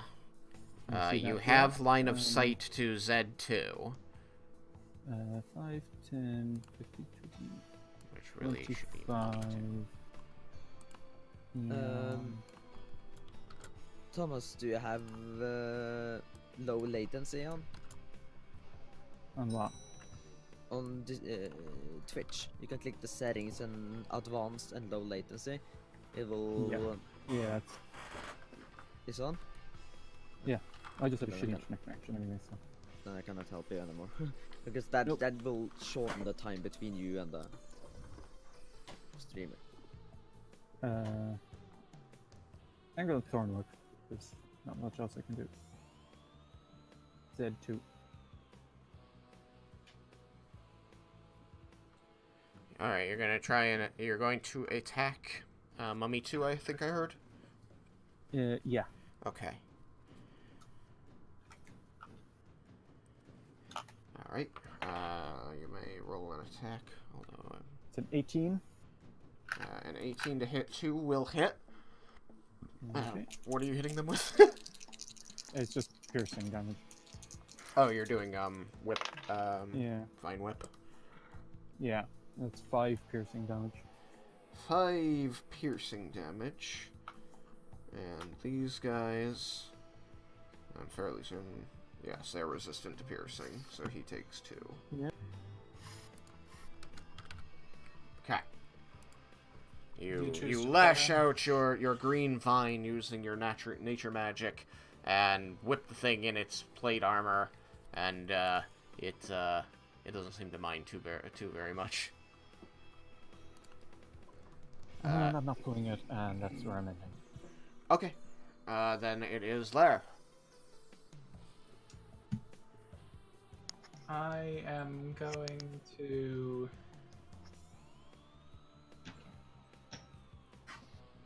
I think... move into the southernmost square of the doorway, shoot M3 with a Ray of Frost, and then move to one south and west of Yukikaze. Yep. Alright, roll your Ray of Frost. That uses up all of your movement. That is a 20. A 20 to hit Fine. 2. That will hit. 4. Now, if everyone stays no farther than Yukikaze, M3 won't be able to get us this turn. Oh, you're hit 3. Sorry, I thought you hit 2. Oh, 3. No, yeah, 3, sorry. Oh, We're talking about Yukikaze? What? Yeah, so yes, 3's definitely hit because he's not even wearing plate armor. Okay. Yeah, I think he wants to go down further than that, Tristan. No, that's where I wanted to end up. Oh, then that's Raiken. That's all I can That's end not up. Yukikaze. This is Raiken. Oh, This is that's Yukikaze. Yukikaze I is... Oh, Yukikaze had been the one that was asked to be at the door. And then decide- Raiken- and he then was- Yukikaze was like, or Raiken. Yeah. And Raiken was like, yeah, Raiken. Okay, that's why I got mixed up. He was I disinclined saw to a acquiesce to the dragon request. and was like, 12 cold. They're all the same. 12 cold damage. You know that he resists it, but that's still 6. Yep. And I'm hoping for nobody moving past Raiken, because then M3 cannot get to us. Alright, I'm gonna color him in this. Ray of nice Frost light blue. will be useful at least once during this dungeon. It has to be. It has to If be. I use it enough. Well, you do know Raiken's going to move. I do say, as I step back past you, please stay here for them to approach. You know how difficult it is for Raiken to be patient.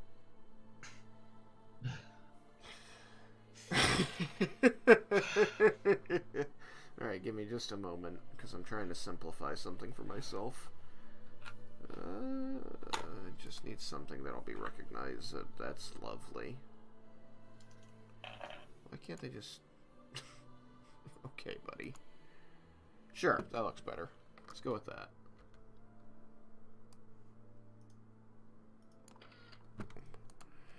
Alright. Bam! Look, we got a mummy image. Moomy. Yeah. What is this? 0.28? Look at that handsome fella. Oops. You. Size and format properties. Do not lock the aspect ratio. Go 0.28 in both directions. Cool. So how are they not supposed to reach us? Because can't M1 and M2 still reach us? Yes, but M3 couldn't. Oh. Alright. Boom. Boom. Boom. And at some point, I will figure out a way to do number tracking on those. At some point. Okay, so you did that, you froze him, and then it became Raiken's turn.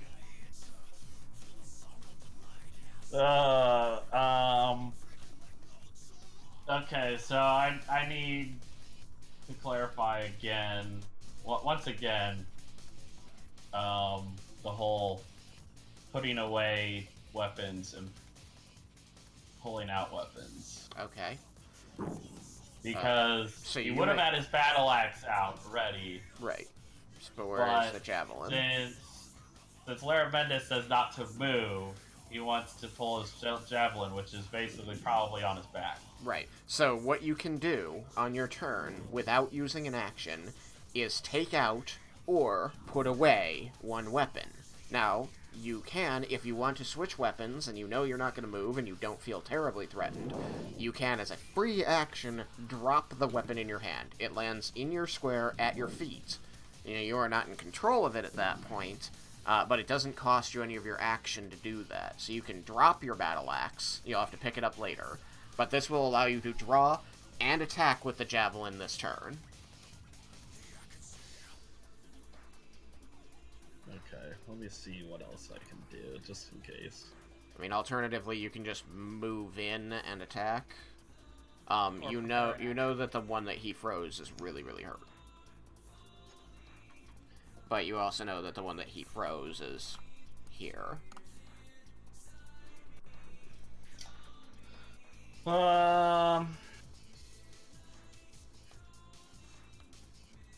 Now Raiken will just prepare an attack in case they get close enough. Alright, so you're gonna keep your axe out and you're going to prepare to attack if any enemy gets in range?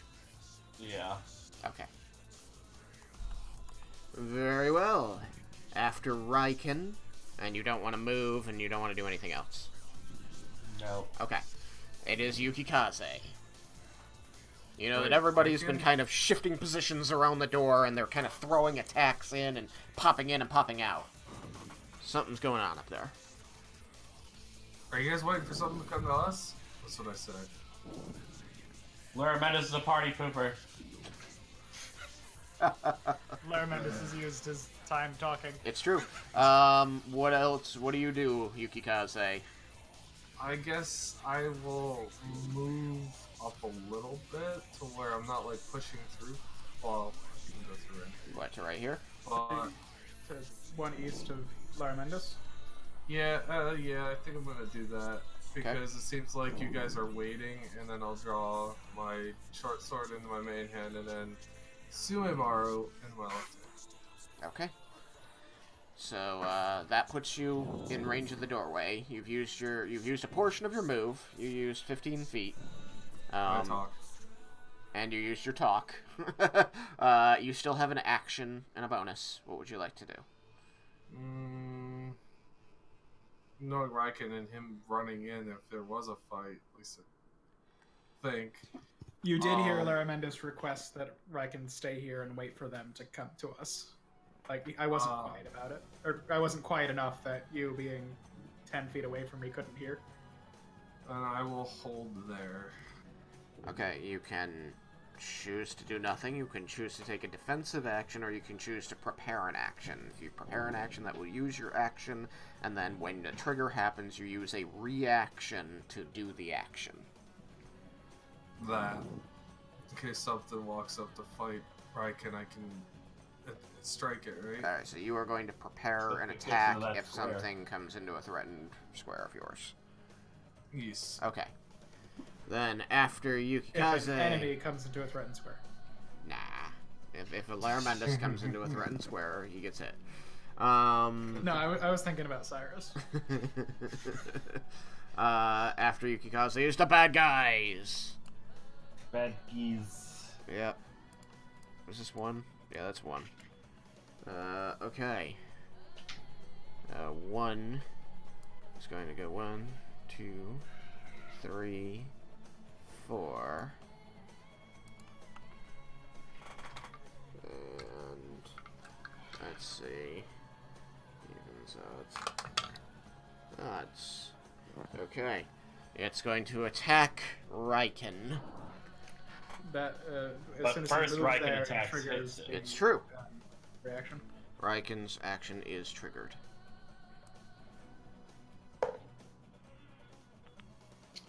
I got a 16. A 16 on number 1, who is not armored, will hit. Haha! They are holding a burning torch. They seem quite put off.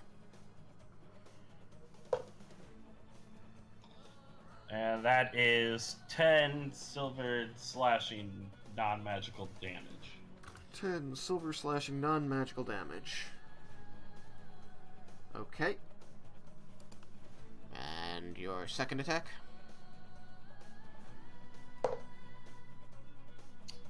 That's a 26.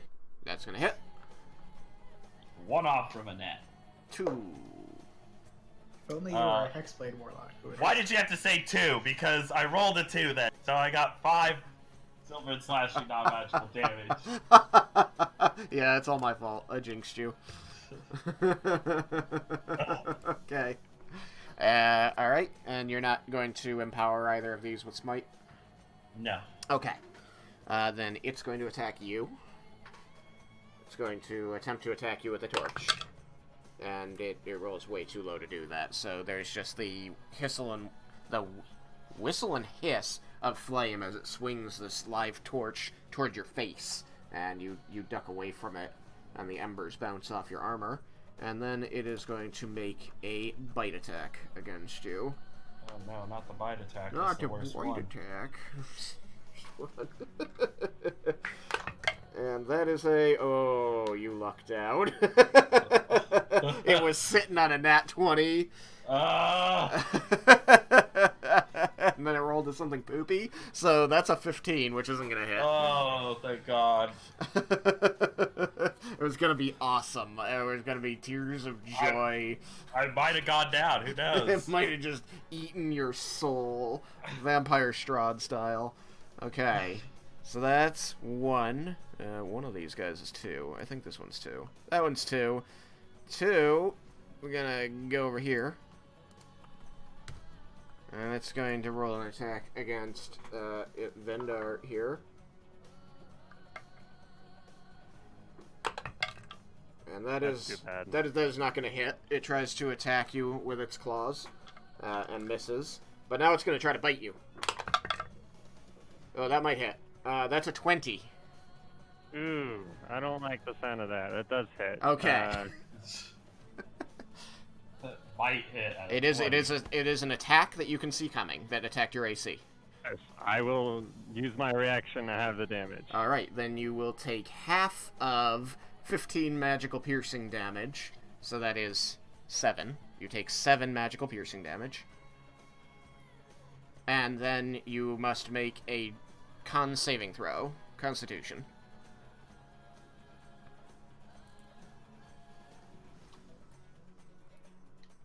18. 18.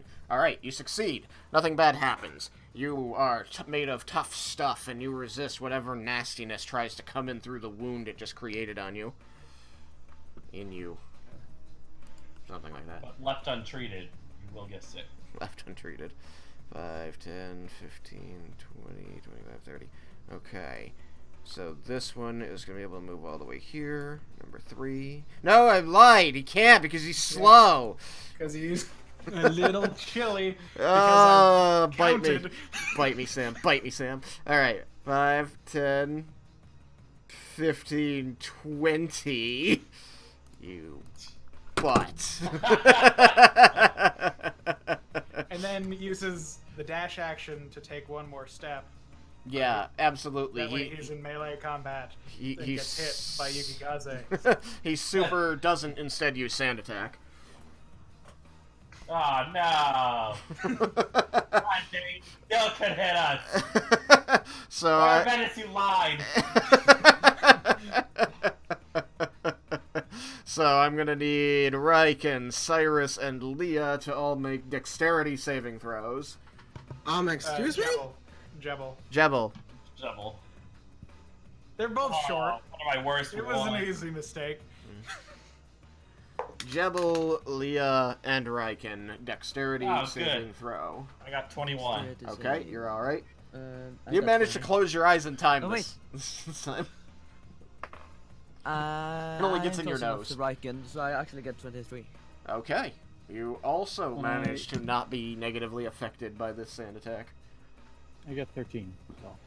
You are negatively affected by this sand attack. You have not learned your lesson yet. Everybody else is like, I know what's coming, and they like cover their faces. as this thing, like, suddenly unnaturally inflates its chest. You can hear the bones separating and the pulling and tearing of the fabrics within the armor. And suddenly it exhales a torrent of sandy hot air that engulfs this area of the hallway in the highlighted zone. Jebel, you are at disadvantage for attack rolls for the next 2 rounds. Are the mummies immune to other mummies' sand attacks? They appear to Or does be. it make a save? You can't tell. Probably. He It doesn't. seems like He they're doesn't. made of sand. He doesn't. They probably have sand in their eyes already. I didn't hear a die, so... He doesn't appear to be negatively impacted by his friend doing that. Maybe it's just one of the perks of being undead. Everyone should try. 3-5 with their con saves not needing to be made. So there's obviously stuff going on. So 5, 10, 15, 20, 25, 30, 35, 40, 45, 50, 55, 60. That's 4. This is gonna be 5.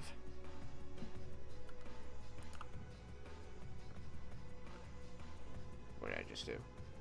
That did not do what I wanted. Okay, there we go. 5, 10, 15, 20, 25, 30, 35, 40, 45, 50, 55, 60. Alright, there we go. That looks pretty good for this round. And that will take us to Cyrus. Totally not less than initiative. Definitely. I would like to move up behind Laramentis and shoot the mummy in the doorway. 5, With 10, fireballs. 15. Huh. You're gonna Haven't heard attack that this name guy before. there. You may fire your fire.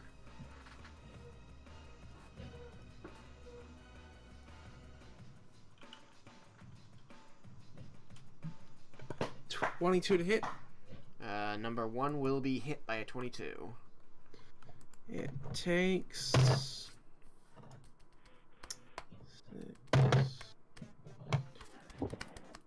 15 points of fire damage. Okay. It does appear to be weak to that. Cool. It is now on fire.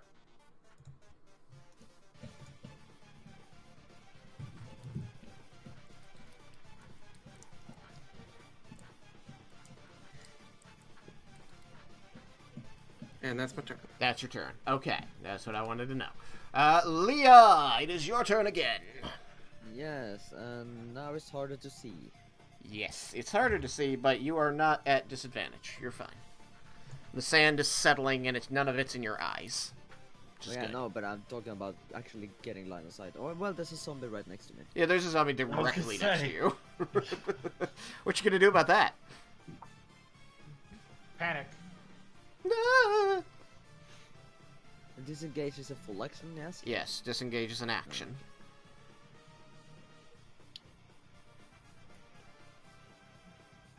Alternatively, you can attack at disadvantage without moving. Or Yeah. punch it. Ooh, punch it. That will not have disadvantage. Or I could try this. I never actually used this spell. Uh-oh. Trying spells? That can only end in tears for me. With Raiken right next to the enemy. Remember the last time? A fireball? Remember that time that Raiken landed on you and didn't apologize for like 2 months? This was after she fireballed him, by the way. Not in the same day.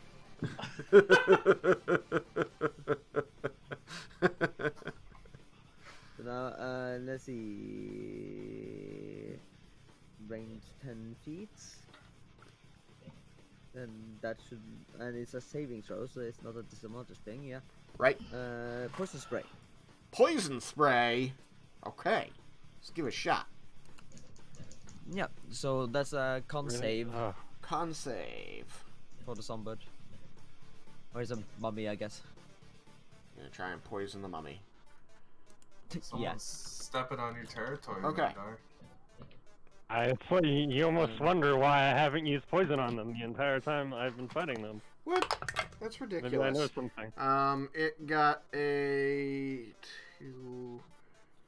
18 on its con save. 18 on its con save. It succeeds. Okay.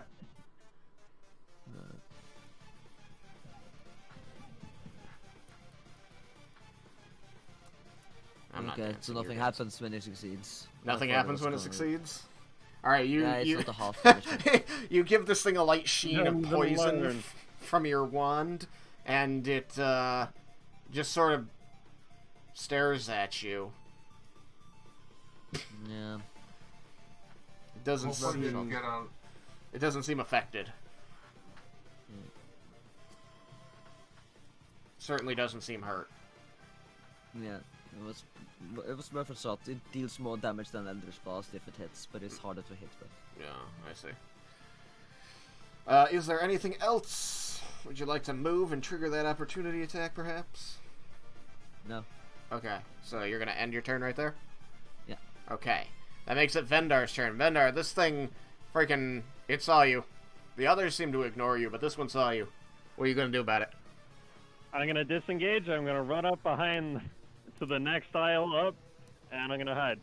Okay, so you're gonna 1, 2, 3, 4, 5. You have 5 feet of movement left. You get in here. You may roll hide. You could even move here, which will like ensure that your hide is gonna really work. But as you get in here, like as you get to here, you can see that there is another mummy here walking down the aisle towards you. It seems to be attracted to the noises going on over here. So, from here, you have 10 feet of movement left. I will allow you to continue doing the action you declared, or choose a new one. Continue doing the action I declared. Okay, would you like to move just 5 feet in, or all 10 feet?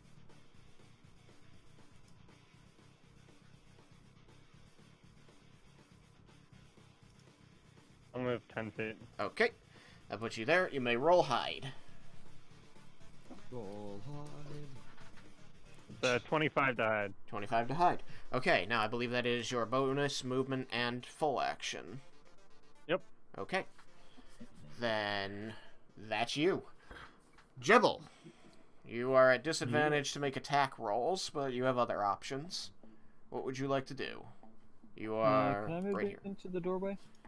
What did you want to do? I'm sorry. Would I be able to move into the doorway? You would be able to move into the red square that's visible, yes. Yes. Okay, so you may do that. You move there. Jebel's And then old. wild shape. And then wild shape. Okay, are you wild shaping into a large creature? It is yes. Okay, I know I asked for dexterities last time, but it honestly makes more sense if I'd say, Raiken, would you make a strength saving throw? Ugh. And I'll have my mummies make a strength saving throw. One gets crushed into the wall.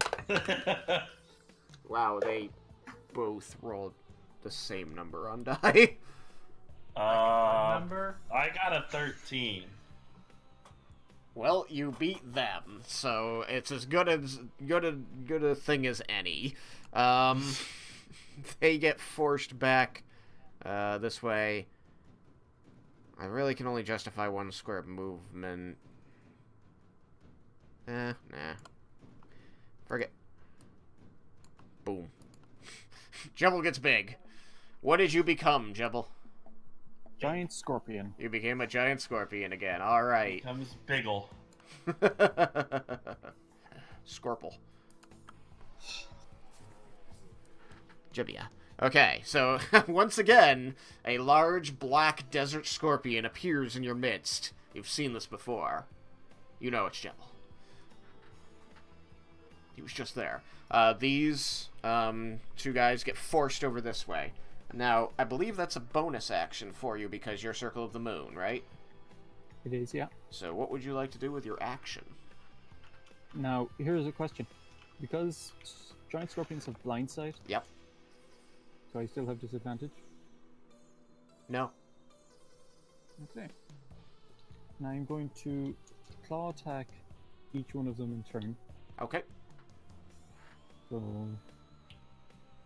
whichever the top one is first. That's 1. 1. 17 plus 4 is 21 to hit. That'll hit. So he's grappled. Yeah, well, he has to. It's an escape roll of 5. Oh, he makes a roll against it? I thought if you hit, they were grappled. Let me just see. Yeah, I think they escape on their. They on can their roll turn. to escape like a normal grapple on their turn, but if you hit, they take damage and they're grappled, I believe. That's it, yeah. Both? Yeah, I think so. Yeah, it's. Bludgeon does, and the target is grappled. Yeah, Cool. damage and then they're grappled. We got this. Okay. So, ooh, he took 10 magical bludgeoning damage. Very nice. And number 2, or is it number 3?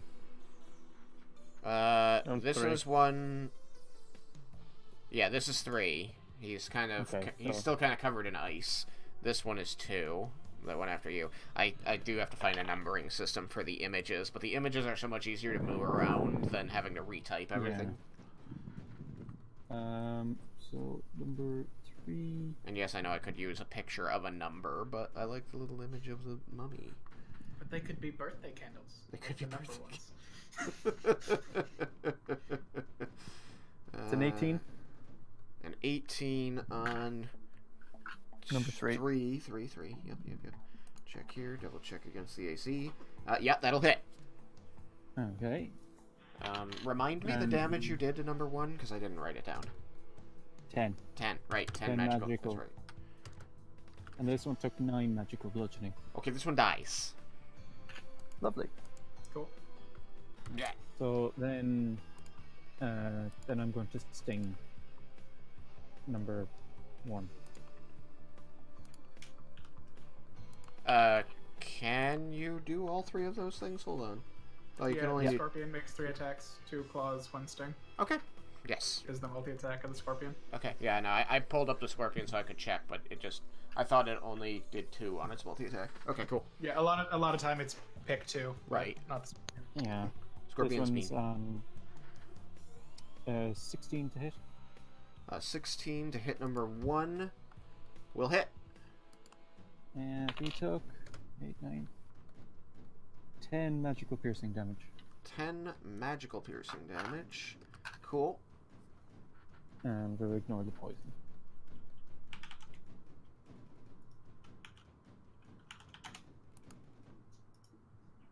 Con saving throw, right?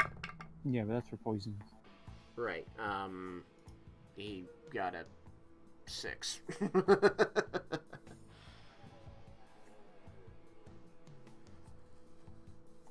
Going to roll how much poison he's not going to take. Yeah.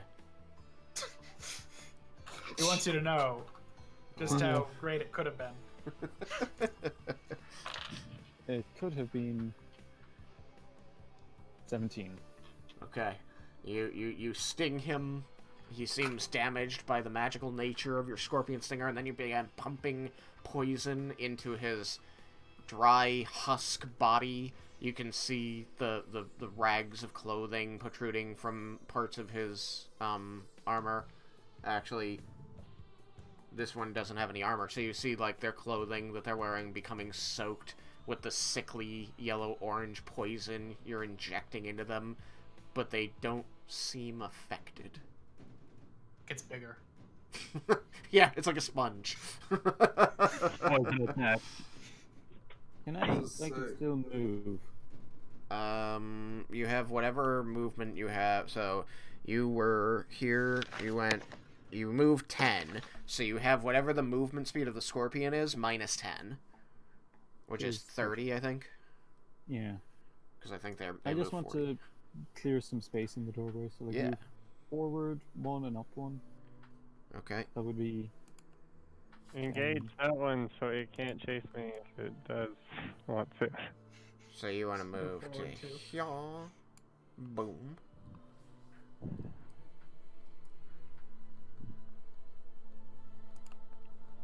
This was poor M3. M3's dead. Long live M3.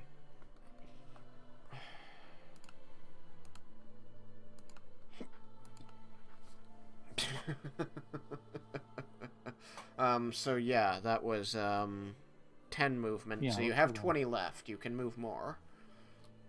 No, I'll stay there. Okay. I'll stay in the close to the doorway. Okay. Very well. Then that is Jebble's turn, which brings us back to Lair. It is true. I am going to.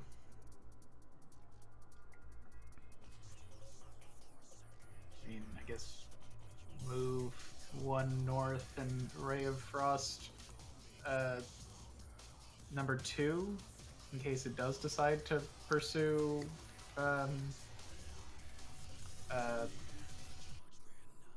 Vendar. I was like, I know names. You know names. Roll it. I That know that guy. is almost as low as I could go for a 12. For a 12 against number 2. That is going to miss. Yeah. I rolled a 3. Nice. Okay. And then I will move 2 more north to be next to Leah, and so I can try and not provide as much difficult terrain for my southern comrades. Southern comrade.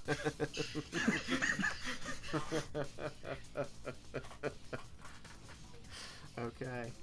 After Lara Mendes, it is Raiken. Raiken, you're here. Raiken will move up to mummy number 2.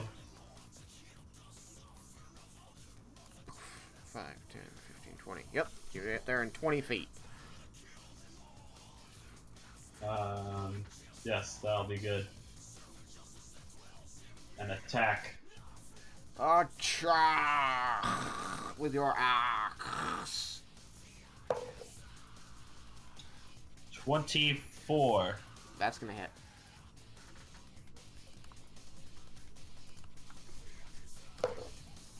God damn it. 4 non-magical silver slashing damage. On a roll tonight. Okay. And your second attack? Again. Only a 13 this time. That's not gonna hit. Alright. Would you like to done. do anything else? Have Nope. you got anything else? Okay. Yukikaze. The other Dragonborn. You're here. I will proceed forward to see a giant scorpion Yep. blasting in there, and I can just forward it. So I will see where I can move to hit the nearest target. So we'll go. Well, you moved 10 to get there. 15, 20, 25. You could move 30 to get here, which would allow you to attack either 2 or the however number that is. 3, 2, He 1. only moved 5 to get up to that square. Was only 5? Yeah, he was right below me. Oh, okay. Then 5, 10, 15, 20, 25, 30 if you're feeling fancy. Would you like to move over to this area where the fighting is going on? I don't want to put myself in a predicament, and the Jebble's kicking ass as a scorpion, so I want to move south of the one that Raiken's fighting. 10, 15, 20, 25 here, or 30 here? You can attack from either of these squares. Beside the monster. Okay. Boosh. You may begin rolling attacks.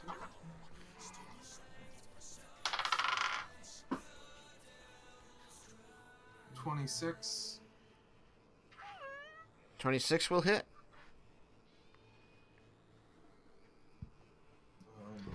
Poor 2. All he wanted to do was get a bite of the rogue, and he's getting the crud kicked out of him. Yeah. Yeah, he deserves it. Says the rogue, who's only taken a grand total of like 20 damage the entire dungeon. Yeah, and most of it's been healed immediately. Yeah, but you remember. So it's All 9, Node was there.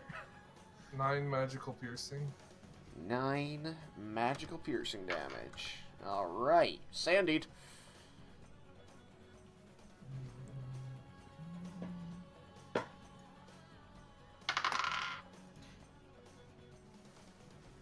$28. 28 will hit, yeah. It's a really good roll. That's not a crit. No. That's too bad. That's only 6 magical piercing. 6 magical piercing. Okay. It's looking pretty rough now. Well, I was 1 off from a critical. 20. Oh, it's 28. The last one was 27. This is 28. Okay. That's why I was confused. Alright. Yeah. This is a 28. Alright. It's still gonna hit. Oh, well, it's freaking, of course I had to roll a stupid number. 5 normal slashing. 5 normal slashing damage. Okay. They don't seem to resist slashing damage. So, it's looking, two's looking pretty roughed up. Which now makes it the bad guy's turn.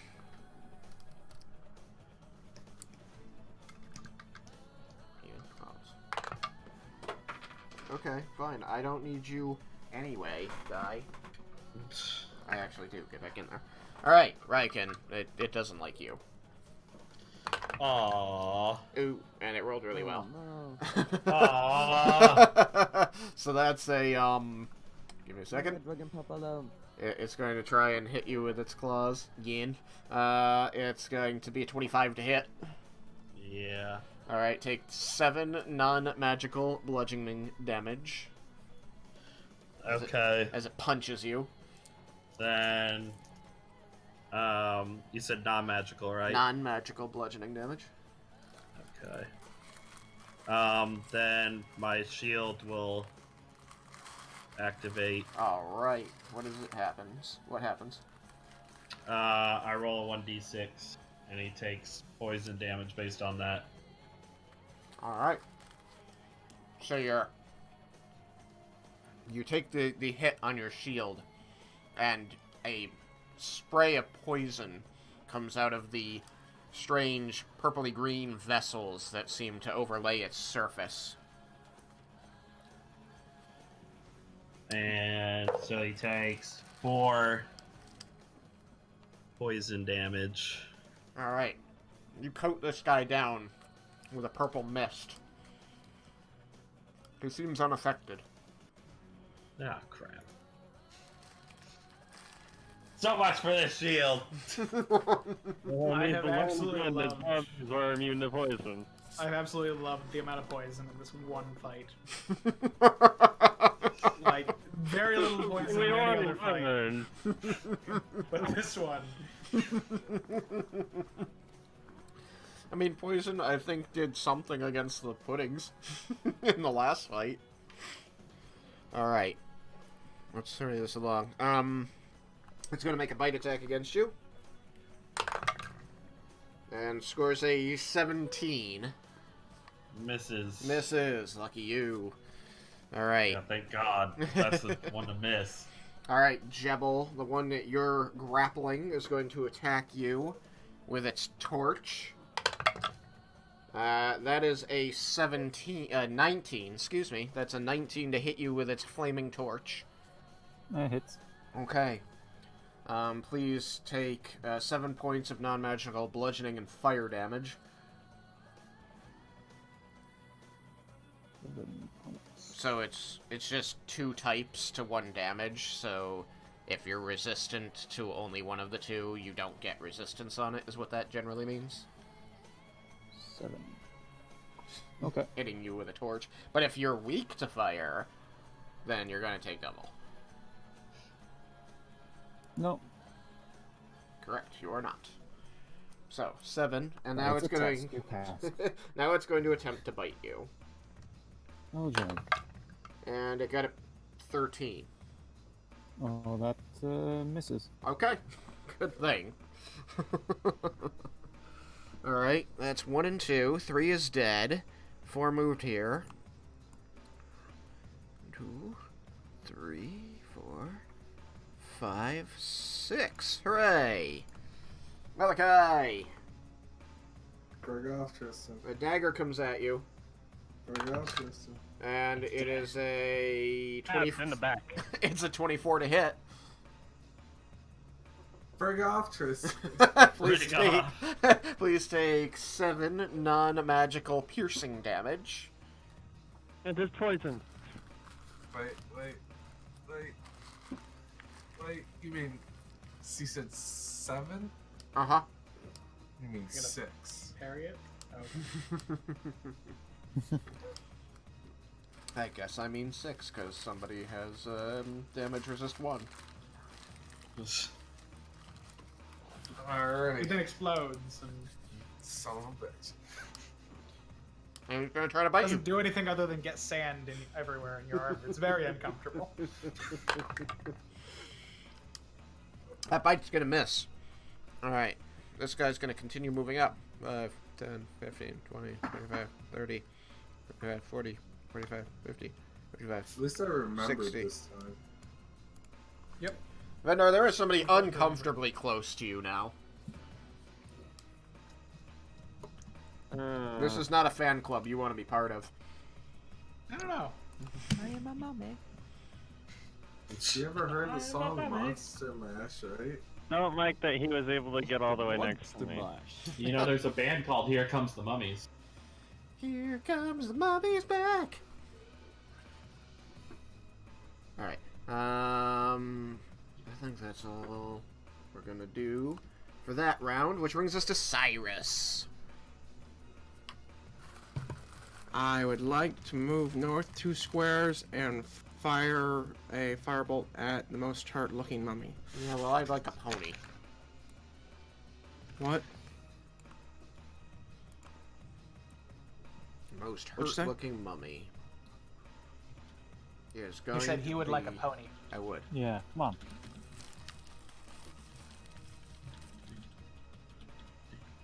on.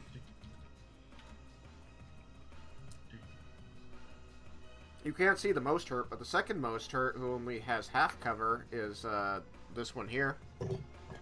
Okay, I'll shoot that one. I will most likely miss that one. 12 to hit. Mm-hmm. You miss. Use firebolt. Yeah. Oh.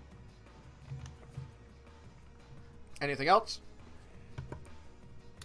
I will move back down 2 squares. Oh man, casters are definitely interesting in the way they fight. Alright. Oi. Leah. Yeah. Leah. Yeah. Leah. Yeah. Yeah, up! Yeah. I keep saying yes. You I can't know. hear me. I'm talking to you. Take your turn. Yeah. Yeah. Yeah. Fucking choose an action. Yeah, but you don't give me a chance to because every time I try to say it, you say my name. Leah. But then you say yeah. Yeah, you say yeah. Come on, it's your turn. Leah. Yeah. Yeah. Guess Oh, where later. are those zombies? There or something. Is M3 a zombie? Is that a dead zombie? He's dead. M3 is dead. That's a splatter there. I removed his icon entirely, so it's not like one of these. If there's an icon out here that's not this guy, it's a mummy. Yeah, right. So do I have line of sight of the bottommost zombie? Yeah. Yeah. Okay. That is number 4. Yeah, then I'm going to fireball that one. Okay, fireball it. Fireball. Like, what? Sorry. Eldritch blast. my Those are my head was completely different. I cannot use fireball anymore. I'd like to, but no, it's gone. A stun ball. Because we're in Shadowrun. Yeah, right? That is a 20. There's a 20, you say? Okay, that will hit. Lucky you. That's He is also I'm wearing off full that. plate, by the way. yeah. That's a 1. That's a 1. Alright, he takes 1 point of force damage. Second one. Oh, his health is nice, Sam. The second one is a 19 on die. This is A so 17 it's on die, 27. so that'll probably hit, right? 19 on die. Oh, yeah, that'll so definitely hit. Which will also probably hit. Yeah, it probably. I have a -1 to hit, unfortunately. Oh yeah, 10. Alright. Oh, Nice. No longer nice HP, but, you know, nice. Cool. And that's, you gonna move? You gonna go anywhere? Gonna say hi to anybody? Nah. I'm gonna Nah. stay there. Okay. Oh, I clicked iTunes. Classes are just gonna stay in this hall. Vendar, you're up. That guy just got really uncomfortably close. If he was breathing, which he's not, he'd be breathing on your neck. So, by an attack of opportunity, do I lose my movement, or do I just keep moving with the damage? You just take damage and keep moving, unless... So, the only time an attack of opportunity can stop your movement is if it's a person who has the feat Sentinel. And yeah, NPCs could have that, but it's not likely. You've not seen anything that would indicate that these guys do. Alright, so I'm gonna run around to the top of the...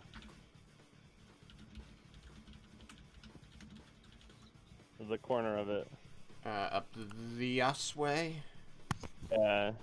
Alright, so, you go 5, 10, 15, 20... Just go up into this row up here? Yeah, I want to be in, like, AD over the 5, 10, extensive 15, part of... 20, 25, 30, right there. Okay. Alright, you did this with disengaging or without disengaging? Without disengaging. Without So it's disengaging. an attack of opportunity. Okay, yes, he is going to roll an attack of opportunity against you and try to hit you with his long sword, for which he got a 22 to hit.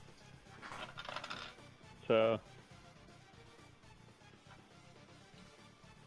So... What's the damage? The damage is 7 non-magical slashing. Alright, and I might as well use my reaction to have it. Okay. Oh. Just be aware if anything else runs up to you to attack you, you won't have your reaction until the beginning of your next turn. Alright, and then I will take my action to shoot at more hurt at a zombie 1 and 2. One is... Wait, let me see here. Yeah, 1 is definitely the more hurt. I'll shoot 2. Cool. You may do so. And I'll use sharpshooter, because sure. I'm hidden from it, right?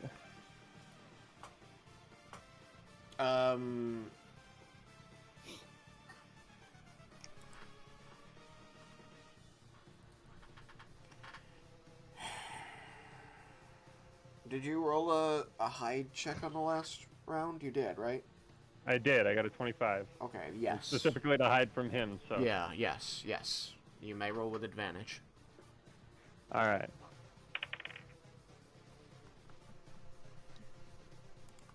That's a 20 to hit. 20 to hit will hit. Advantage, because I rolled a 4 with the other one, so... Yay, advantage. It is useful.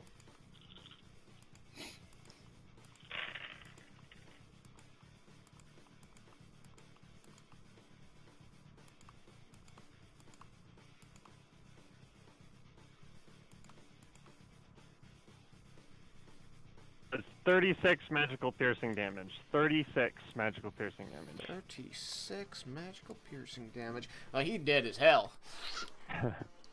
Man, I just... I just think, like, Yukikaze should watch out as this arrow comes tearing through the guy right next to him directly for his face. Look out, Yukikaze! Magic arrow coming through! Okay, yeah, he's, that... I'll, like, heads up after I shoot it. And then I'll roll hide. Okay, yeah, you may do that. Yeah, that guy super dies from your arrow. Boop. 4 to hide. 36... What was the number? 24, I think you 4 said. to hide. Okay. Yeah. I heard 4. Yeah, I know, So so I did I, assumed but 24, but I figured it had to be a 24. I figured it probably wasn't a 34. I don't know. I wouldn't be all that surprised. I actually can't get a 34. There you go. See? What? Because do you max out at 33? I'm maxed out at 32. Soon though. You've got to bring those numbers up. Yeah, I mean, why do we even have you? What do we pay you for?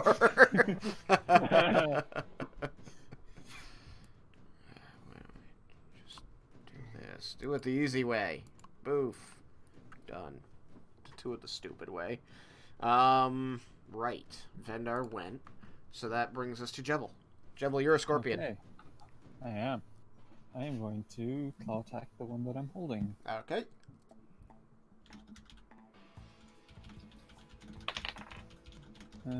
Let's check that. Every single time. That's a 19 to hit. Yeah, that'll hit. And that is... maximized again. So that's 10 magical bludgeoning damage. Okay. You you raise him up in your claw and slam him against the floor, and he just crumbles into bones and dust against the floor. Okay. So, you have movement. This guy's dead. You have movement and 2 more attacks. Is this one dead, so? Boom. You've killed 3 of them. The one that you just attacked is now dead. Dead. Okay, I killed 2. So in 40 movement, can I get to whatever number it was that was attacking Vendor? Yep. 5, 10, 15, 20, 25, 30, 35. Yeah, easily. Okay, I'll do that. I'll go after that guy. Boop. That wasn't even moving efficiently. You made it. So that's number 5. Number 5 is wearing more of that studded leather garbage.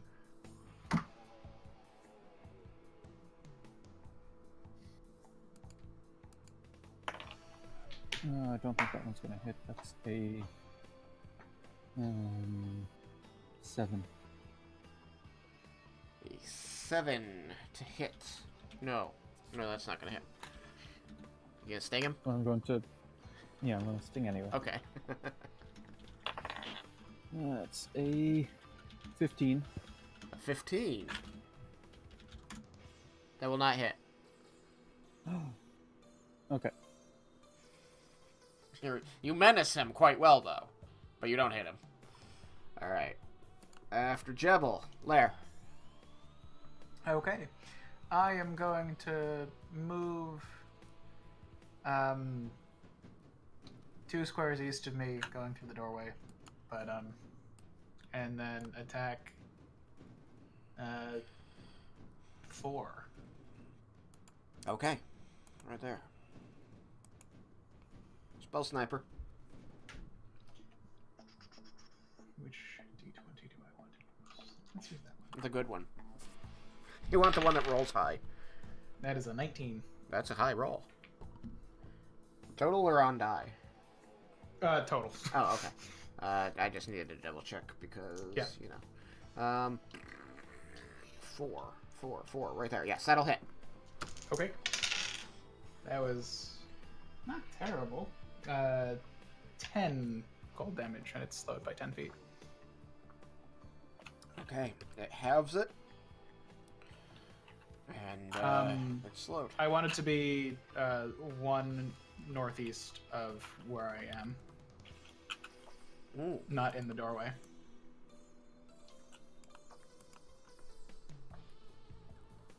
Yeah. Forgive me, I misunderstood.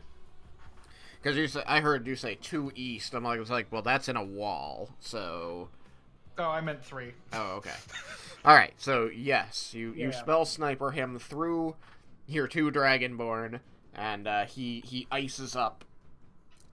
But he doesn't seem particularly hurt by it, but he is slowed by 10 feet. Yeah, which doesn't mean anything, because, he's in melee combat. But it was fun. And it didn't cost a spell slot. Yep. Okay. After Larabendis is Raiken. Everything Raiken around you will just move. died! And So you he didn't needs get a to finish it. melee. Raiken will go down south of Yukikaze. He's going to Yukikaze South Shore. Okay. Yep. There you are. It's gonna down. And they'll attack the Moomy. Attack Jamumi! Ha! Ha! 25. You hit it. Huzzah! That will be 7 non-magical silver slashing damage. 7 non-magical civilian assassin damage. Okay. You I'll heard it attack a little again. bit. And 16 to hit. That will not hit. Damn it. It's got He's plate back. armor. It's just too tough. Frank. That's his turn. This one looks human.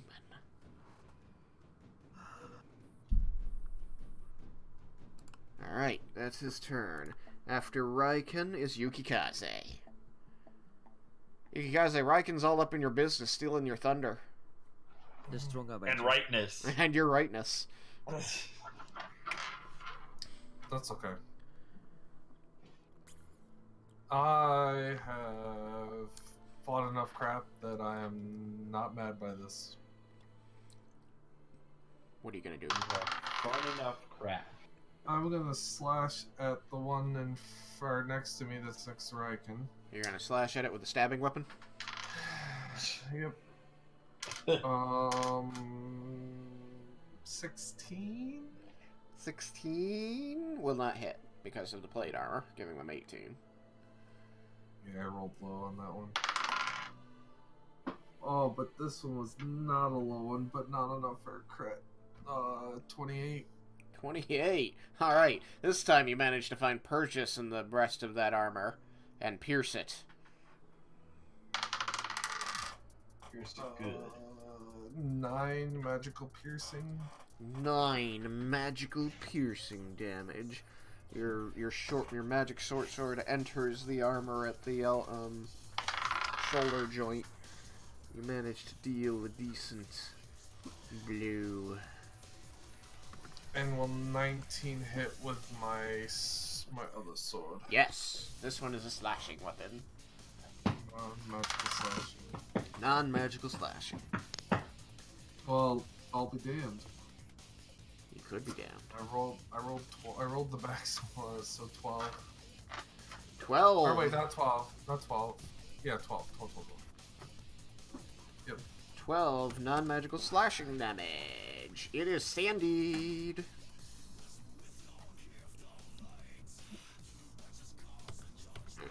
There we go. Boom. Alright, so he's not looking good now.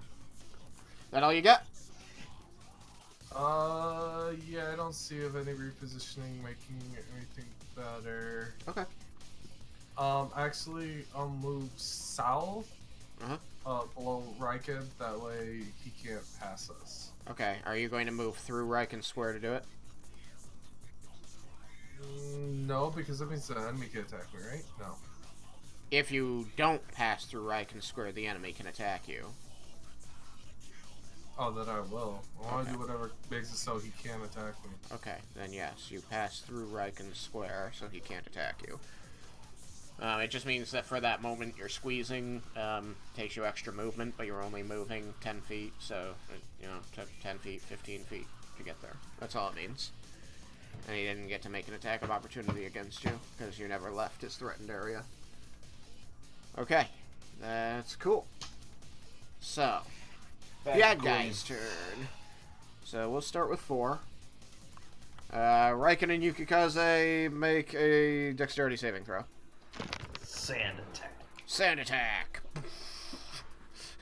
you hear the familiar sound of heaving Laraminus, and you see this area suddenly get covered in sand as a swirling gust comes from the mouth of this mummy. I got 15. 15, you say. I got 12. You got 12. Alright. With my bonus, right? Oh no, with your bonus it's what, +3? So it's 15. Cool. You both fail. You both have Damn it! you I both missed have, it by 1. you both have disadvantage on attacks made that require sight for the next 2 rounds.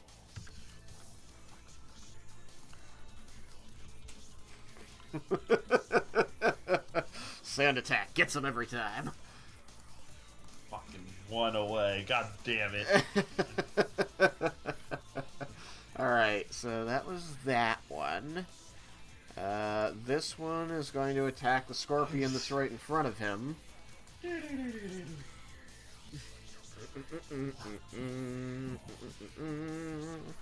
So, Jebble Yeah. is going to slice at you with a longsword. For which you got a 22. Well, that's hits. Okay, takes 7 non-magical slashing damage. Yep. And now it's going to try to bite your delectable-looking bug carapace. Yeah, for 13. Oh, that one misses. Okay. Well, that's it for him. And Worms now, don't taste that good anyway. Cirrus. hold on, come on. Uh-oh. Uh-oh. 1, 2, Then 3, again, it probably 4, tastes like 5, scorpion now. 6, 8, 9, I bet 10, there's somewhere in the world people eat scorpions. 12. Oh yeah. I don't like the sound of that. Scorpion brittle. Scorpion jerky. Scorpion drumstick. Drumsticks. No, I've seen someone. It's like scorpion in kind of a honey, kind of like candy stuff. Can you eat their claws like crabs? Mm. Chocolate covered ants. Probably. So awful. Probably.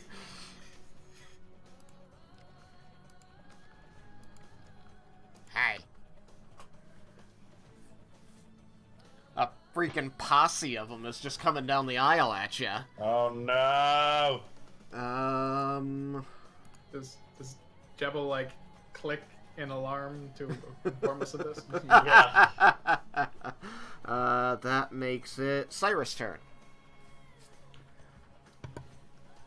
Alright, I'd like to move 1 square north, 1 square to the northeast, 1 square east, and then take a shot at the zombie in front of Raiken. Okay. He just got half cover. He's technically got full cover. Whatever. 3/4 cover. Gonna assume it's a miss at 13. Yes. Even if he had no cover. And I need to follow you around the corner, right? Yes. Then move 1 to the east, 1 to the south. Boop, boop. That's my turn. Look, we're learning our easts and weasts. I blame Sea of Thieves. Fair. Yeah, they still can't say starboard instead of right. I don't care. It's Leah, longer your to say turn. something that's more confusing. Starboard is the right side of the ship. Yeah. I'm that's aware. Right. Well, right could also mean right side of you. Okay, That Leah. is why they say it. That's cool. Yeah. Leah. That's the only right. Leah, what is Yeah, your fine. what is your action?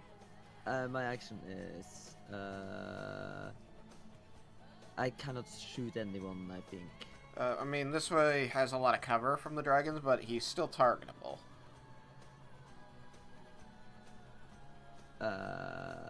This that one, I meaning? mean this one. 4. Ah, 4. Thank you. Yeah. But I don't know if as anyone in, else is as keeping in I track of can numbers, though. actually, like, as in he got half cover, or He's got decent cover, but it's not enough to stop you from attacking entirely. Yeah, I called it 3/4 cover for Cyrus, so it'll be the same for you. okay. Huh. Which Not combined there with to his stop armor is a Then decently hard you guys shot. are blocking the view for every caster. You know that. They're a shield wall. It's exactly what you want. More casters just need spell I mean, we sniper. could just let them through and let them attack you. Ooh. I mean, it's fine. That's an idea. Or you can set one of you through and flank him so we can stand on the side and shoot. That could also work, you know. Alright, that's 6 Tactical seconds of positioning. talking. That's all the Yeah. arguing you get to do about logistics. Yeah, I'm going to have to shoot with the cover because that's the only thing I can do. Okay.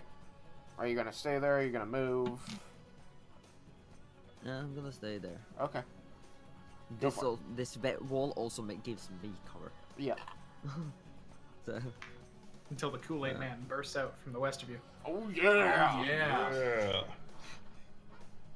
oh no. Oh. Okay, so that's 26. 26. You lucky dog. You hit. Because the bonus adds to their AC, so it's up to you, not up to me. So Yes, that's it. I know. I just want to make it clear that I said my roll as normally. I didn't include any. Oh yeah, no. You are correct. It modifies their AC, not your to hit. Yeah. You hit. 3 points of force damage. 3 points of force damage. Second roll. Crit! Oh! You crit. You hit. Roll 2d10s for damage.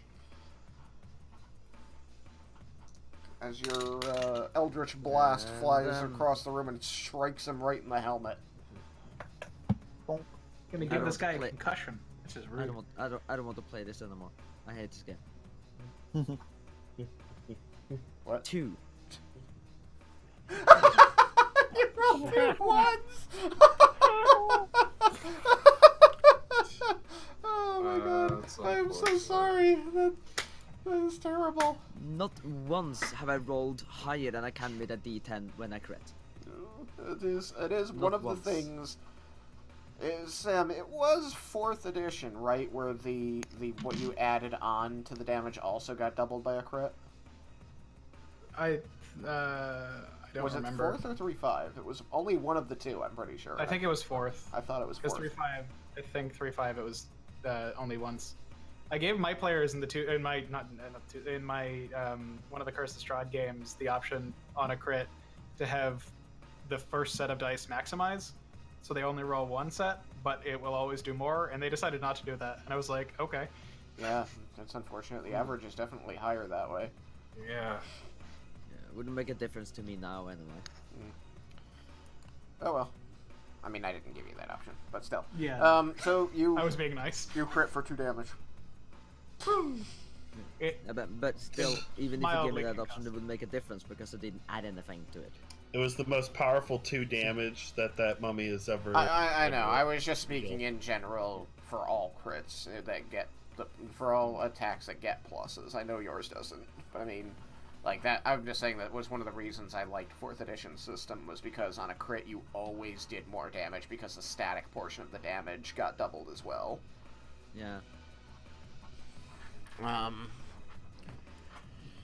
Okay, so that is Leah. And after Leah is back to Vendar. Vendar, you've come a long way. You've traversed the left side of this room looking for a hidey hole, and finally you found a row with no monsters in it. Ah, what a magical experience. starts looting. Something does catch your eye. On a peg in front of you, there appears to be what just seems to be a bowstring without a bow. There's a few of these there, and they all have little tags above them, written in Gnomish. Alright, Gnomish. You don't know what these tags say then, but you know that they look like bowstrings that are not on bows. And they were important enough to get tags. I'll leave them there so that I can identify them later rather than just take them. You are a man with a brain, and I like that. Alright. What would you like to do with your turn, then? I'm gonna go to the corner right next to Jebel. Doesn't give full cover to everything in that aisle. I'm gonna try to shoot an arrow between his legs down at one of the ones coming. Okay. I will say that because you're doing that and trying to do this very hard, there you will be able to. Well, wait a minute. Yeah, you're able to get rid of the full cover to get 3/4, which doesn't matter because you have sharpshooter. Sharpshooter. Yep. Don't kneel, Jebel. Do I have? Does this count as a sneak attack? You had rolled hide before, with Yes. it. Did you roll hide after attacking? Yes. Okay. Then yes. Attack the one that's top left corner of that quad. Alright, give me just a moment to think about the mechanics on this. Because I think... You would think that it makes sense. You're trying to shoot under Jebel, so laying prone would make sense, right? Puts you at disadvantage to make ranged attacks. Right, but otherwise he would have full cover, so he wouldn't be able to make ranged attacks at all. And he's got sharpshooter, which is eliminating the 3/4 cover. So...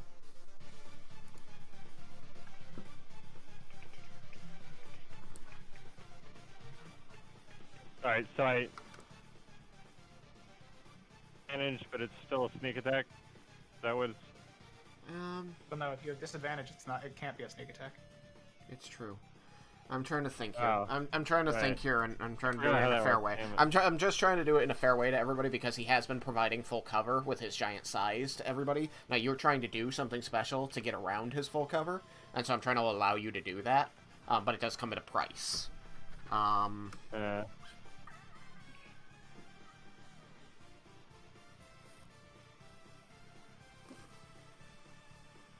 Oh, can I climb on top of Jebel? Is that something that can be done? Yeah, you could do that. Jebel. You can try. Jebel, you're a bug. You got blind sight. You know what's going on around you. You're aware that there is somebody behind you. They're not moving like a zombie, and they're suddenly going to begin interacting with your butt. What do you? How does your bug react to that? How do you react to this? You're still as smart as Jebel, so you're aware that they're probably not a zombie because otherwise they'd just be hitting you. So it seems like one of your allies is attempting to mount on top of you. If I can reason that it's an ally, then fine. Yeah, I think that it is reasonable that the circumstances in your blind sight are going to help you to know that.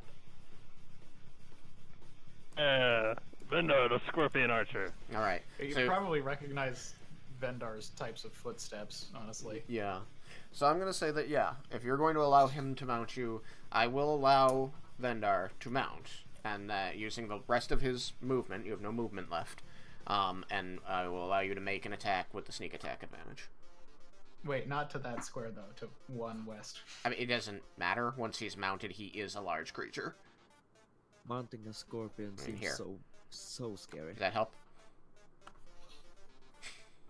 Vendar. I was just thinking about you have disadvantage from being next to an enemy. Oh god, it's a giant evil. I mean, it would still be true because when you mount a creature, you inhabit its square. Its whole square. Its square becomes your square. There's no way around this. No. Because You have to mount him because mounting uses movement speed, which you have, but climbing him uses an action.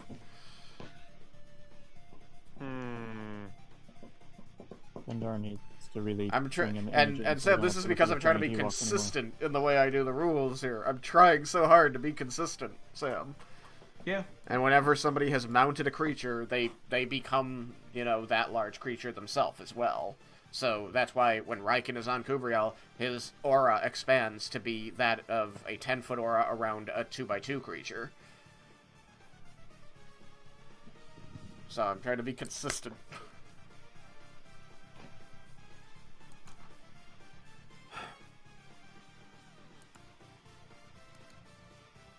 Bring back the big. Alright, so let me try to expedite this and say, would anybody be against me utilizing a special circumstance here, given that... Jebel, you haven't managed to grapple that creature yet, have you? I was about to say you had grappled it. God damn it, so that's not gonna work either. I can't win. I can't even create a special circumstance. I think at this point, no matter what... I just can't see past Jebel's fat-ass birthday body. Jebel's too big! Well, you can, it's just, no matter what, you have disadvantage.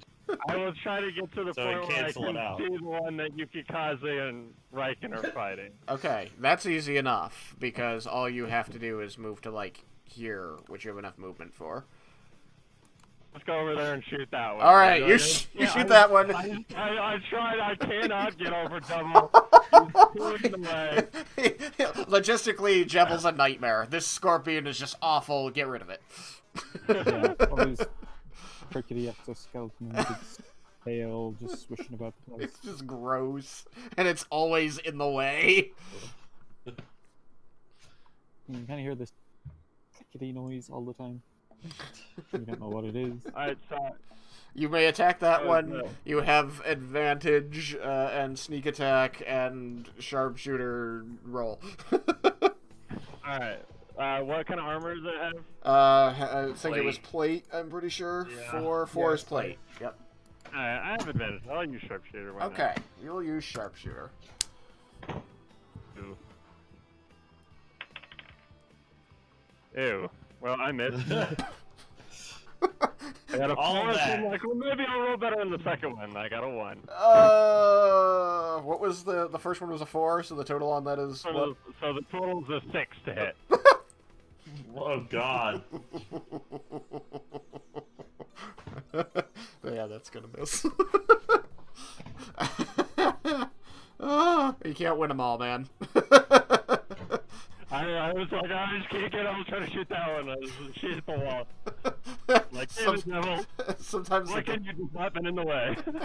Sometimes the dice are your friend. Sometimes the dice just don't want you to win. Jebel, it's your turn to be a badass. I mean, yeah, I am going to try and fall attack this spell in front of me. All right, do it. I'm so sorry, Bella. I'm so sorry. That's a 7. That's a 7. That's a 5, and 5 is not gonna hit. I'm gonna try and claw attack him again, and that one's an 18. All right, that's gonna hit. And that's 3 magical bludgeoning damage. 3? Yeah. Okay. 3 magical bludgeoning damage, and he is grappled. Yeah, now I'm gonna try and sting him. Sting him, sting him. Adding insult to injury. Yeah. That is a non-natural 20. Nice. Alright, that's gonna hit. And that is 4 magical piercing damage. 4 magical piercing damage. Alright. He's still looking pretty, you know, for undead, he's looking pretty healthy. I'm going to try and back up. You're gonna try.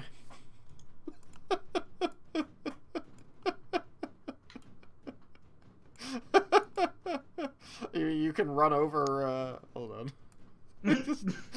1, 2, 3, 3, 4, 5. Okay, we'll say he went here instead, because he can have.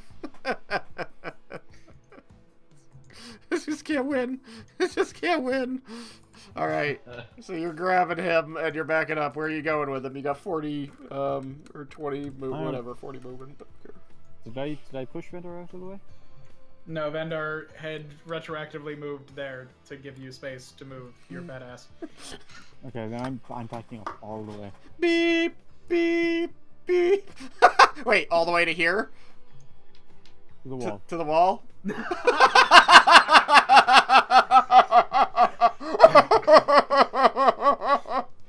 Okay. You're an ass. I mean, no one's now engaged with me. I mean, you know.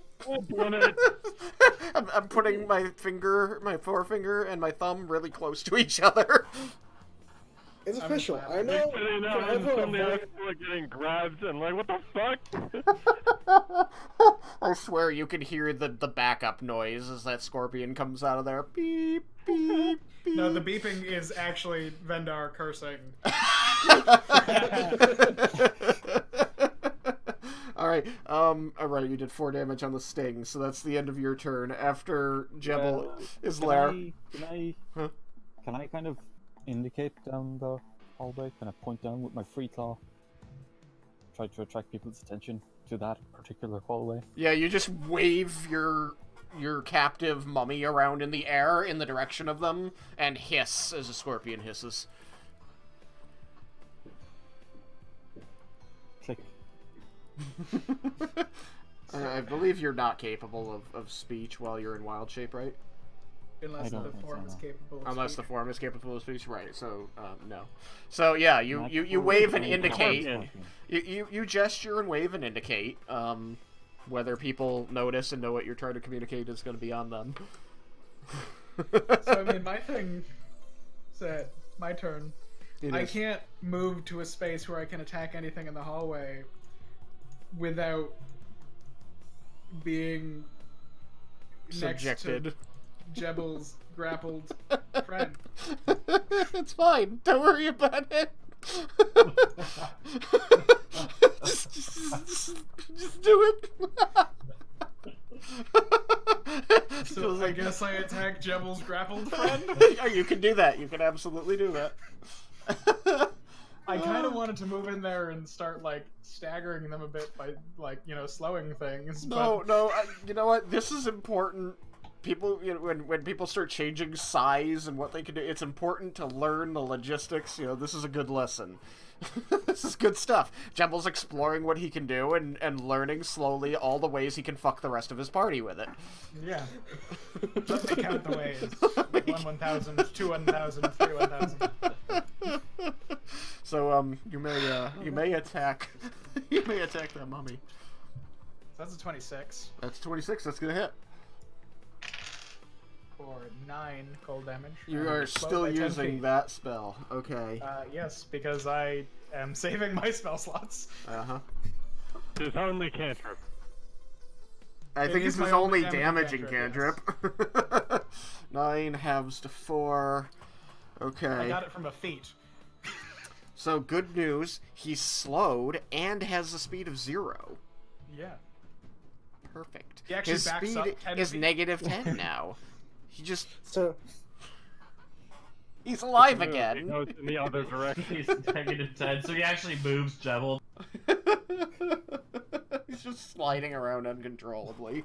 Okay. After Lair.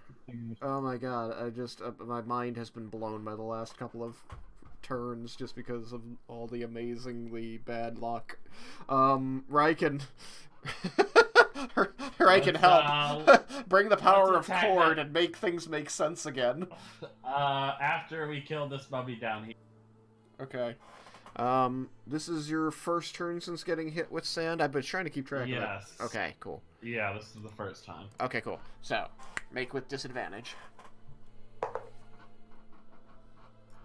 Okay, second roll. I miss. Damn it. I'll attack again. Okay, still disadvantage.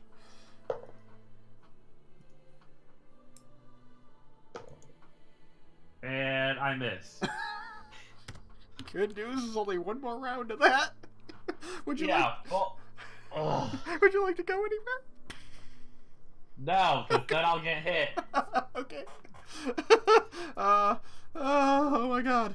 Yukikaze, it's your turn.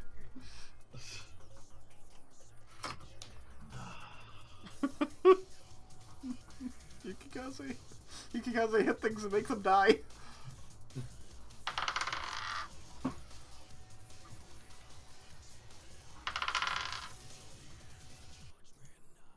$21. Nice. With disadvantage, that's awesome. That'll hit. Yeah, I rolled a 19 and then I rolled a 12. Ah, lucky.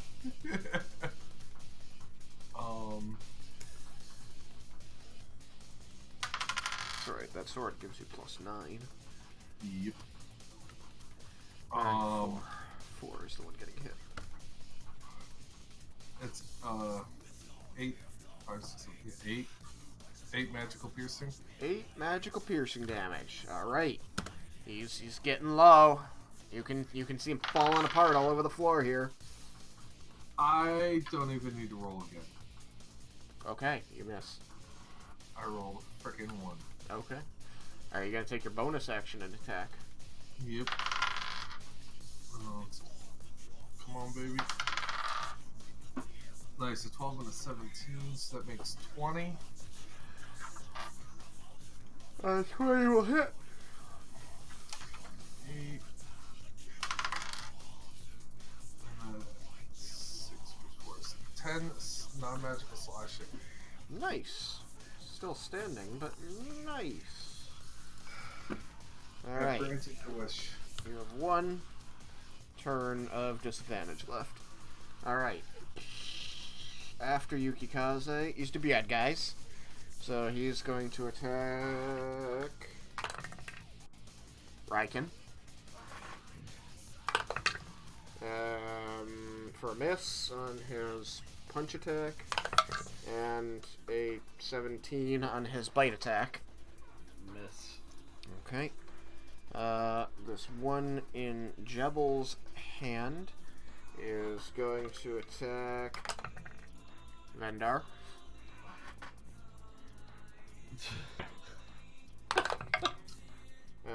For a 20 with his sword.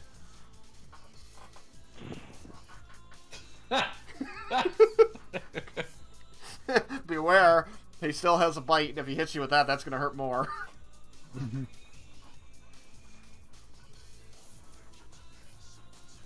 How much damage?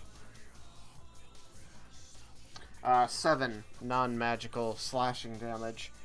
And I am trying to recall, because I remember you used a reaction earlier, but that was a turn ago, I believe, so you should be fine. Yes, you got your reaction back.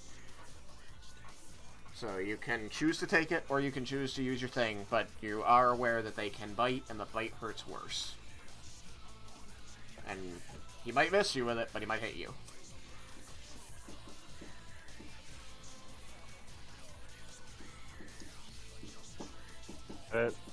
For the bite, just in case. You're going to save it for the bite just in case. Okay, so you take the full 7 from that, and then he's going to roll his bite against you as he hangs there in the scorpion claw. And that is a 16.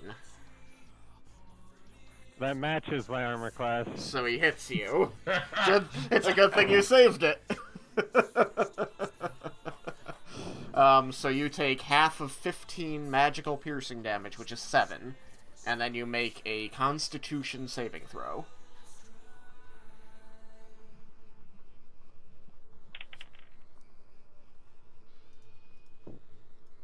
It's an 18. You got an 18, so you make the con saving throw. Whatever else this bite has in store for you, you're too tough for it. Alright. I just like to think Jebel's just like lazily holding the guy in his claws. It's like dangling him over Vendar. As he just thrashes about with a sword in his teeth. Alright. And then these bad guys all move. Who are numbers. Right. They could just stay there. 6, 7, 8, and 9. Boop. Boop. Boop. And boop. 5, 10, 15, 20, 25, 30, 35, 40, 45, 50, 55, 60. They're still moving as a herd, just sort of lumbering down the aisle, loping their way along. So that's all of the bad guys that I have on the screen. So that makes it Cyrus' turn. Okay, gonna... 2 targets. I'm gonna move behind Raiken and fire at both by 20 firebolts. Okay, are you moving right up behind Raiken or on the square like 5 away? I mean, either's fine. I'll move it to the one square behind, Okay. like with a space between. Oh, with a space between. Okay. Yeah. Oh. Twinsies! Alright, so for the one in front of Raiken, I got a 24 to hit. You hit. Magically. And then for the It's other super, one... It's super dead. It had single digits HP and it's weak to fire. Okay. And then the one in Ghibli's hand, If only I'd hit it. which is 5. I got a crit! Very nice. So- double up your dice. One moment while I roll this. I'm gonna mute, since it's now 4 dice instead of just 2. Only I had hit. If only. Yeah, you had 3 HP.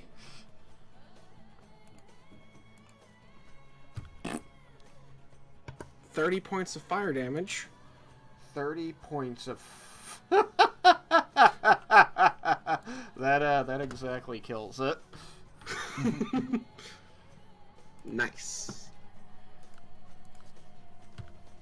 Alright, I feel accomplished with that. Indeed. And that's my turn. Indubitably.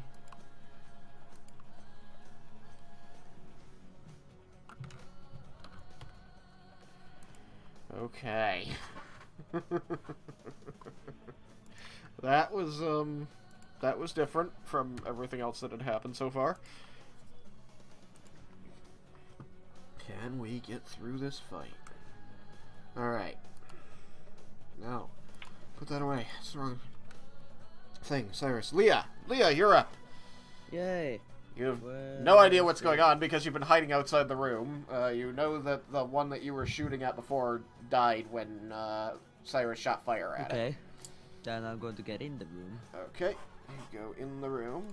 I'll say 5, 10, 15. Puts you south of Laramentus. You see all this dead. But people are looking at something, right? I mean, he's still waving his claws around and clicking excitedly down this aisle. Okay. Then I'm going to walk up to that aisle. Alright. What would you like to be? To the 15, to the 20, corner, if I can, to the 25, corner of the 30. Right there, good? That's 30. Yeah, that's exactly where I wanted to be. Cool. Yeah, you can see So 4 zombies loping down, 4 mummies rather, loping down this aisle, Okay. trying to I'm going close the Eldritch distance as fast as their undead bodies can. Blast. Yeah, I'm going to Eldritch Blast. Okay. Which one doesn't really matter? The one I can hit. I guess I can hit all of them.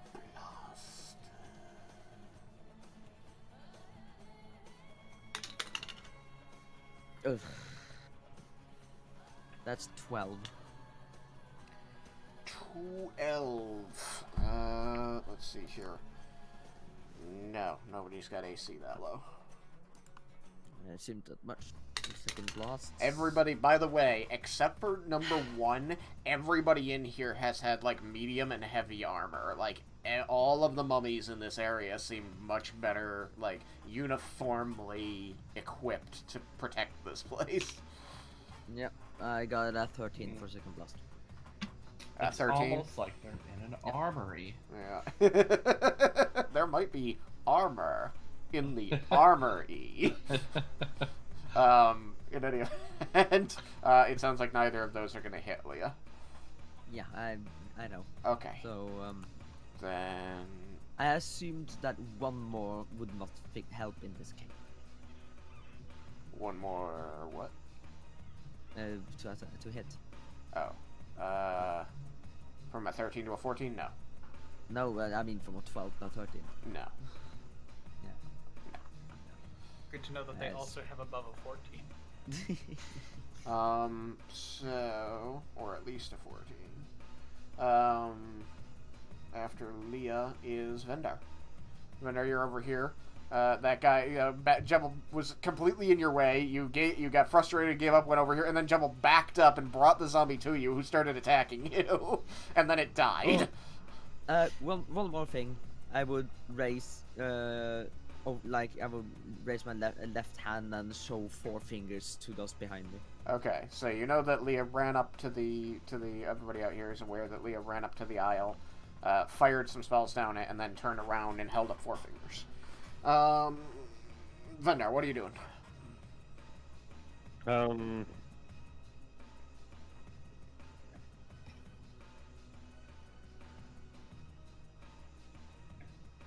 Right here. Was that a question? So I guess I'll move up to just across from Leah on the other side. Yeah, you can do that. Right there. And then I'll roll hide. Okay. I got a nat 20, so 32. Okay, you feel pretty well hidden. Then I'll take a shot. Alright, we'll just do this And then he's on gonna shoot him. the fly. 6 on top, 7 on the bottom, 8 on top, 9 on the bottom.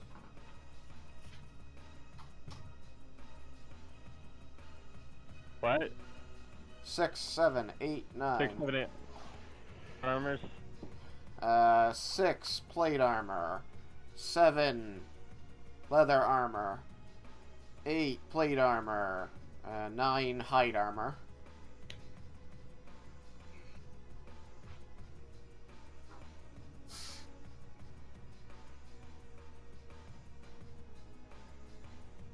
This posse are also all carrying weapons. I'll take out the one with the hide armor. Okay, that is number With 9. sharpshooter. Yep, you can hit him with sharpshooter. 6, 7, 8, 9. That's this one over here. It's a 19 to hit. Okay, 19 to hit will hit.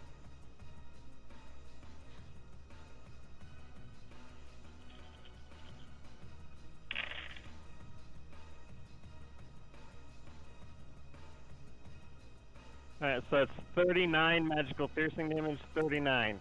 39 magical piercing damage. Very nice, very nice. Okay, he is sandied. Instantaneously. And after Vendahar is Jebel.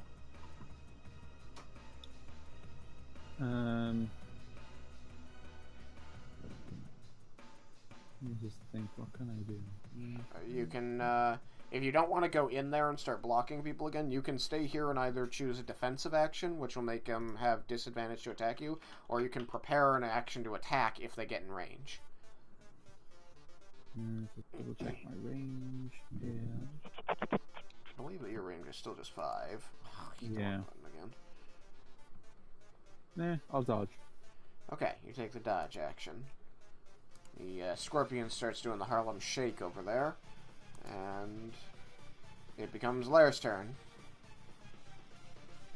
Okay. I am going to move to where M5 was, shoot the one in the southwest with a Ray of Frost. Okay. He is wearing... Or that one is a 19 on AC. 7. Okay, he's wearing the leather armor. A 19 on AC, you said? Yep. That'll hit. Okay. For 10 cold damage, and it's slowed by 10 feet. Okay. And then I will move... I think I can just move back to where I was. I think that was just 15 that you went, so yeah. Yeah. Okay. You do that. You run over Ray Frost and then run away. And after there, wait a minute. What did I just do? Ugh. Half damage from cold, Nimrod. Yeah. Does Does not get doubled. Yeah. Maybe this one. Only this one is Weak to cold. vulnerable to colds. They're the black sheep of the family. Raiken. Raiken's up. Raiken is gonna go up 30 feet to be next to Leah. To her left. You do so. Take your one with you. You doing anything else? One more turn. So it's one more attack, not one more. Just one more turn. What's the rest of done. your? I'm not gonna attack. Okay. Are you going because to? I can't hit them with anything currently. So. Well, are you going to... You can prepare an attack, or you can take a dodge action. I'll prepare an attack if they get close, I guess. Okay. This is where things get hazy. Now, if I treat it that way, then it's not hazy at all. Okay. Which makes it Yukikaze's turn. So I seen Leah's hand. 4 fingers on her hand. And I don't see any straight ahead of me, so I will proceed up there to assist them. Alright. 10, 15, 20, 25, 30 will put you directly south of Leah. And I will move there and can't attack through Leah. Nothing can attack. Yeah, you're aware that there's really, from here, there's nowhere the enemy can move that you can prepare an attack for. Yeah. You could push through Leah, though.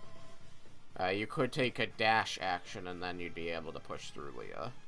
But that would Bottle use your block them from getting to me. I think I will because I do have my second win still. I think I'll be okay. Okay, so you're going to take a dash action.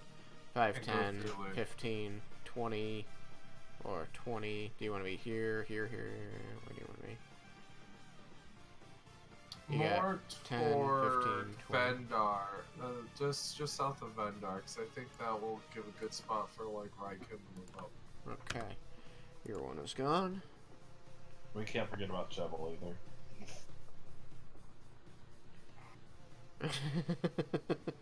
He's so big. Big ass Jebel. He's so big. Alright, it's time for the bad guys. Number 6. 5, 10, 15, 20, 5, 30, 5, 10, 15, 20, 25. Hello.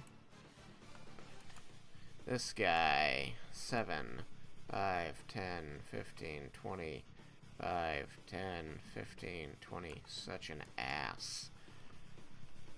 8, 5, 10, all the way up to there. Now this guy.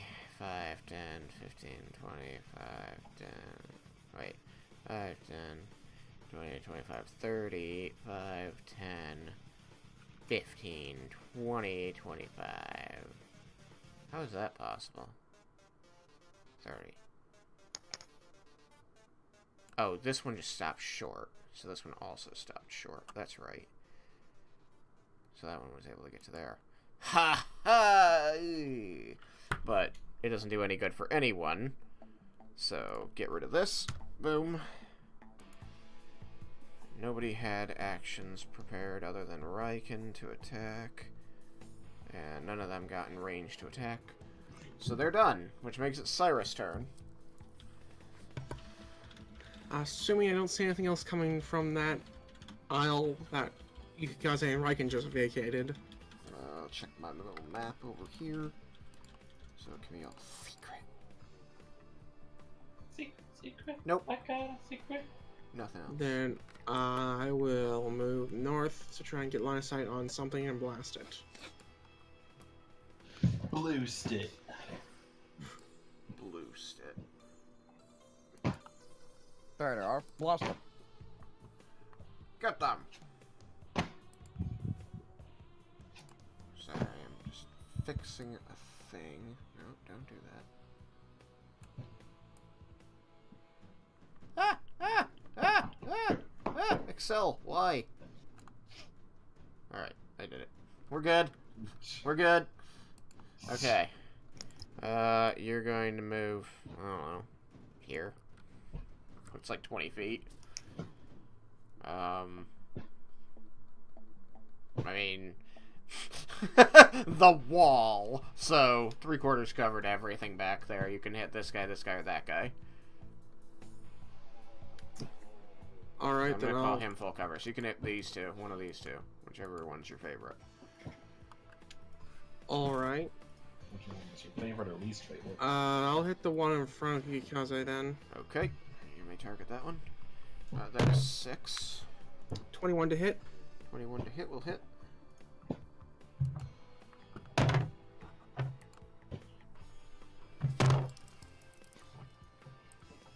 $14 points of fire damage. 14 points of fire damage. He is weak to fire. Vulnerable to fire, whatever you want to call it. And 28.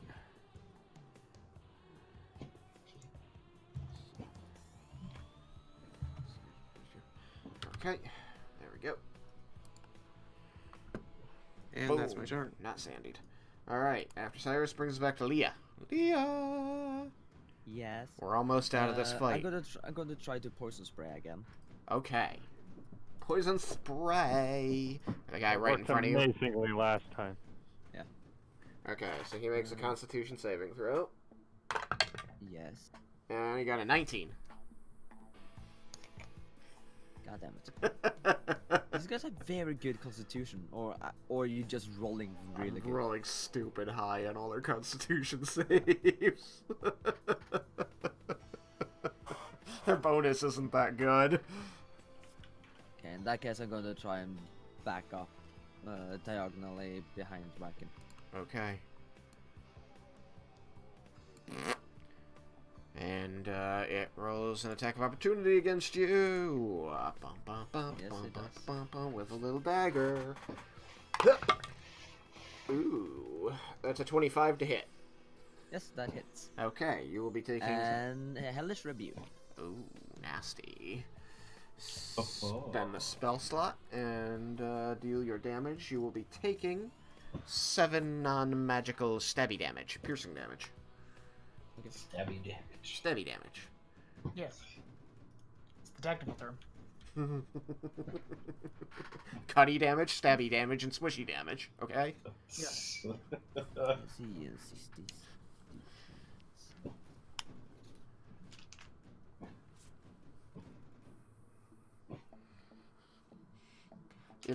Inside me, I'm still laughing about that situation earlier where we were trying so hard to like maintain the way that I've been running the rules for things and help Vendar do his cool moment, and then he flubbed both his rolls, followed by everybody else flubbing on the next tick of initiative.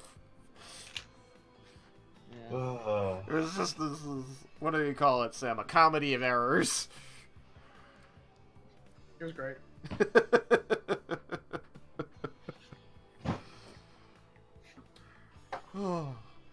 So how'd that hellish rebuke go? Because that's gonna Yeah, be... you must make a dexterity saving throw. Oh, I'm sorry, I missed that. That's on me. Yeah. You got 3. Oh yeah, he fails. Yeah. Time. That wasn't too good of a roll, but whatever. I have to remember who he was. He's 9. 19 fire damage. He dies. Assumed as much because it's zombie. Oh, mummy, which is weak to fire. It's also the one that Vendar shot with an arrow. Oh, right. The one with hide armor. This was a tactical move. I moved away from it on purpose because I knew it was gonna stab me, so I can use Hellish Rebuke and actually hit it. It is a way to do things, and the fire, you know that the fire damage they're vulnerable to. So yeah, Well, he stabs you with his dagger, going, and you're just like, no! And suddenly he just ignites, and he dances on fire for a brief moment before just crumbling to the ground and turning into a pile of smoldering ash with a dagger. So he's, that guy's super dead. Fill that in with a... Alas, poor mummy, we barely knew ye. Mummy 9, you will be missed. You will be avenged, baby toe. Pinky toe. We never got a damage Wait. roll on that one, so it just goes from 3 to negative dead. Does that make me a table leg? Yes. That's Yes. a very Very bad supportive. joke. This is about porn, isn't it? No. No. You called it baby toe, and what do you usually hurt a baby toe with? I mean, table legs and bed frames, but it's almost always Or my doors. big toe. No, it is always my big toe. My baby toe is protected because my big toe is so big it takes all the hits, and it's awful. Right. Okay, so, but I get you. I do. You're funny. You moved and he bit you, or didn't bite you. He stabbed you, and then he paid for it, big time. You burned him down. So after Leah is Vendar again. Okay. You here? All right. Well, I'm gonna disengage with that one because I don't like that it's right next to me. Yeah. I'll back up. Now, would I be able to shoot it if I hit on the corner like I did with the bowstrings? You mean like right here? Like around over the extension, like right there, yeah. Yeah, so Okay. the issue here is that technically no, because this is a solid Okay. object, like completely between you. But like if you were here instead, one over, then yeah.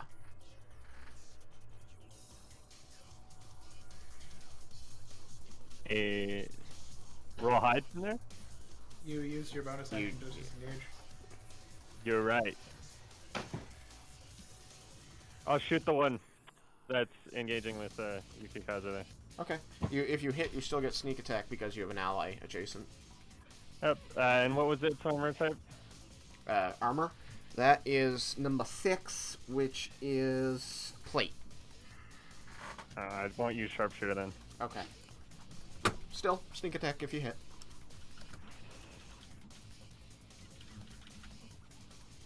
Two to hit. It wrapped up again. What was the number? 2 to hit. 22. 22. Gotcha that time. Okay, that'll hit. Alright.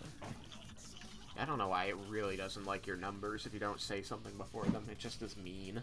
It's not you, I know. It's just the mic.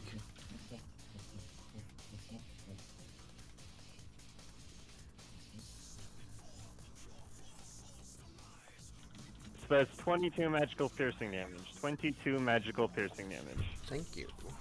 22 magical piercing damage to number 6. He is now sandied and low. His mummy is coming apart at the seams. Alright. Now, you have more move. Are you going to use any of it, or are you going to call it there? I'll call it there. Okay, Jebel. Big Scorpio dude. Jebs. Yeah. Or to attack an enemy if they, enter into. So, like, if you wanted to reach over there and get him, you could squeeze on top of Raiken. The problem, or Raiken, Yukikaze there. The issue is that would give you disadvantage, but it would allow you to attack the enemies while you were there, and then you could, like, move off somewhere else with them. I'm just going to prepare. You're just gonna prepare an attack in case something moves to you.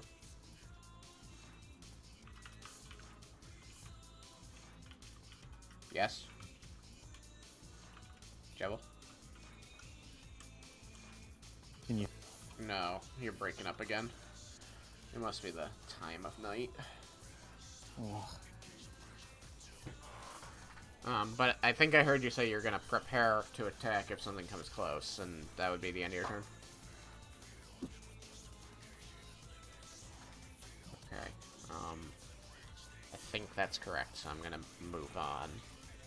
He said he's moving forward one and preparing. Oh, moving forward one. Okay, thank you. I didn't... He typed it in the D&D Shenanigans chat.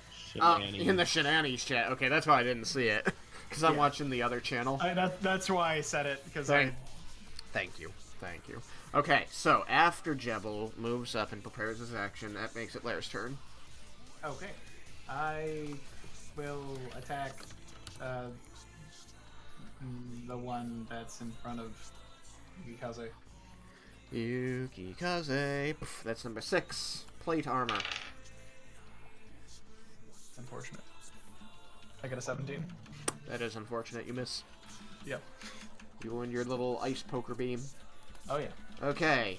At this point, I should just, like, start casting Detect Magic. Right? You're just like, save a few rounds. These guys have it. I'm gonna do this. Raiken. Raiken is going to...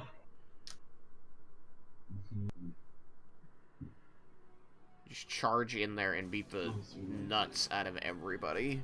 Yeah. I mean, he doesn't really want to do that. Because he doesn't want to get surrounded. Go ahead.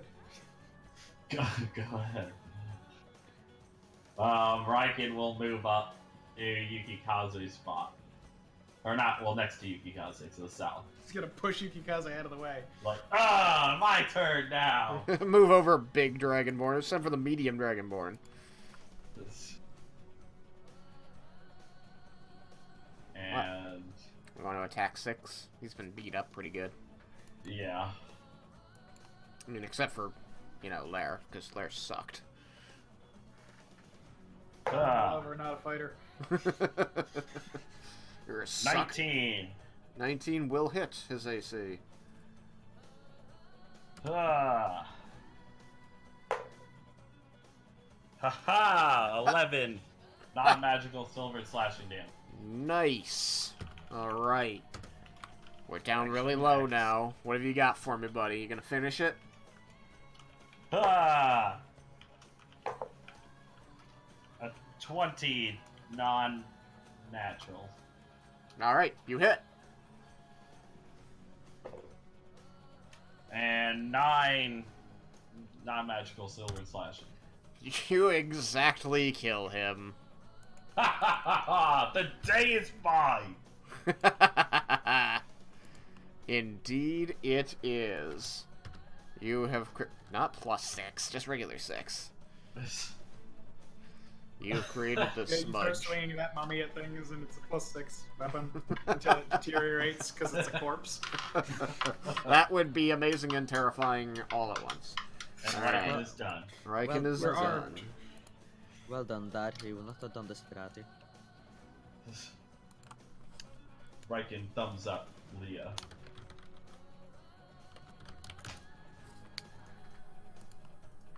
Alright. After Raiken is Yukikaze. Other Dragonborn dude. There's one less target on the field. You want to make another less target on the field? Yeah, but push the corpse aside and move forward. You do so.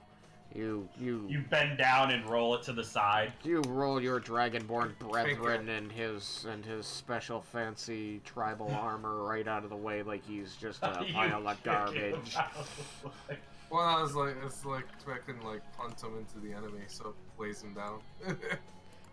I don't care about my people and the way you treat them. Corpse. He's helping me. I have given my brother life again. Well, purpose, not life. Okay. Why am I just like tickling the 20? Again, 18. And so 18 plus 9, 27 to hit that one. 27 to hit that one. Yes, you will hit that one. Wow, I kind of like pulled a punch there. 6 magical piercing. Alright. You deal 6 magical piercing. Boom. Second attack. 23. That'll hit. And that will be 8 magical piercing. You're getting the hits, so small damage is better than no damage. 8. Okay. Third And hit. this will be 22. That'll hit. Really, dice? 5 slashing.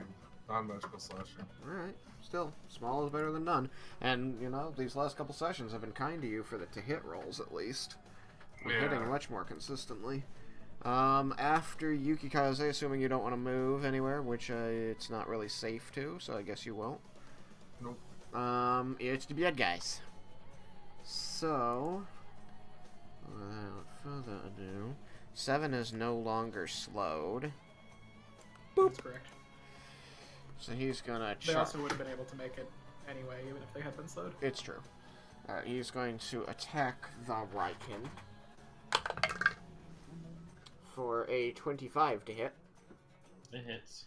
Okay, please take 7 non-magical slashing damage from his sword. Okay. And then he's going to attempt to bite you. No. And he got a 15. Yay! And My lord! You have heavy armor mastery, right, Raiken? Yes. Cool. and then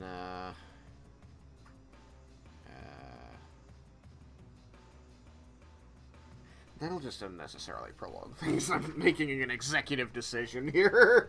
This movie's going to attack Yukikaze with his axe.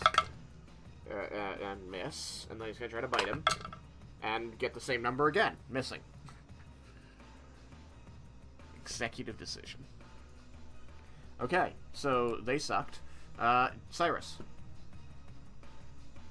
I will attempt to firebolt the one in front of Raiken. Okay. Yukikaze. Yukikaze is the one in front of Raiken. Draw a line. I failed. That's the end of my turn. Okay. I rolled a 1. that happened. Oh wait, halfling luck. 1 second. Probably still failed. 13 to hit. Yeah, it's not gonna hit either of these guys. Well, I tried. You did. It was better than a 1.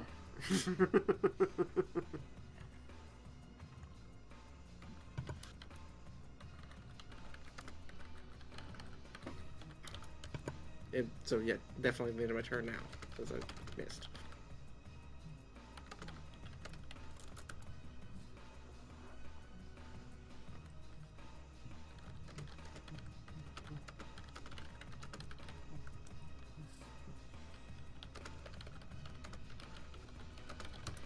Okay.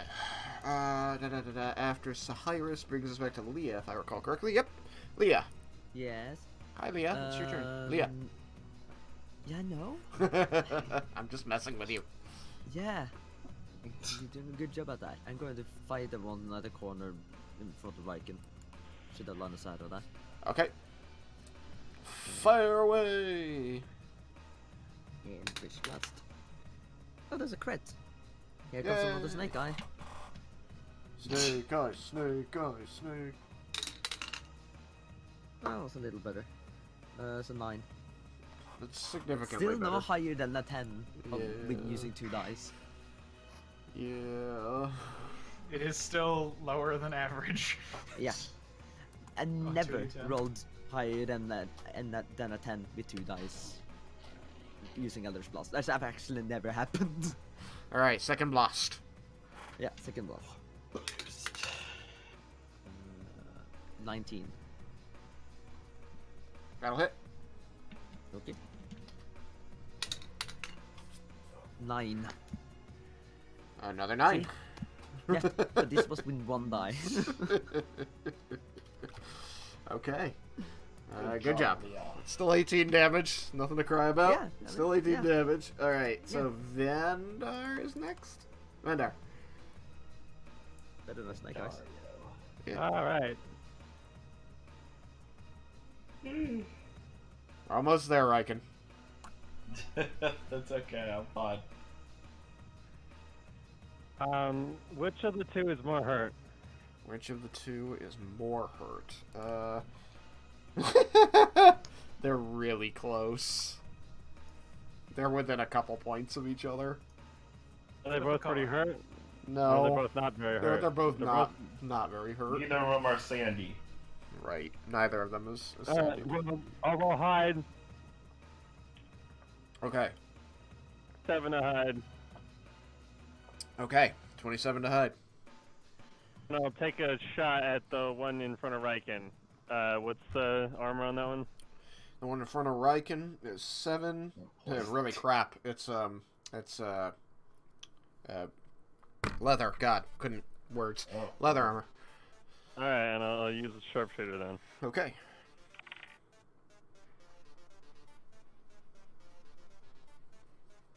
Uh, 19 to hit. You hit.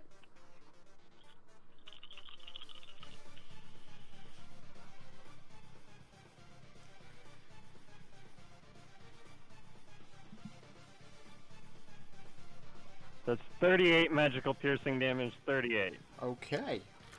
I like that system, by the way. Thank you. That's working well. Alright, good. 38. Just gonna bring that down. Okay, that was really good. That was really good. Still there, but he is super, super sandy now. And that is 7, the one next to Raiken, who's super hurt now. The other one's like, I'm okay. That one's like, ah! Okay. Jebel. If I move up diagonally, Yep. the one in front of Raiken will be in range of me, would he? Yep. Then I shall do that and attack him. Alright, that sounds like a good oopsies. A good whoopsies. Yeah, speed of 40. Oh, yeah, scorpions. Giant scorpions do not do the climbing thing. Alright, you move here. Boop. Boopish. There we go. Boopus. That's enough. Ooh. You got this. It's the last 2. Almost there. Alright. Yeah. Smack him. Smack him 3 times. Well, that one misses. Okay, smack him 2 times.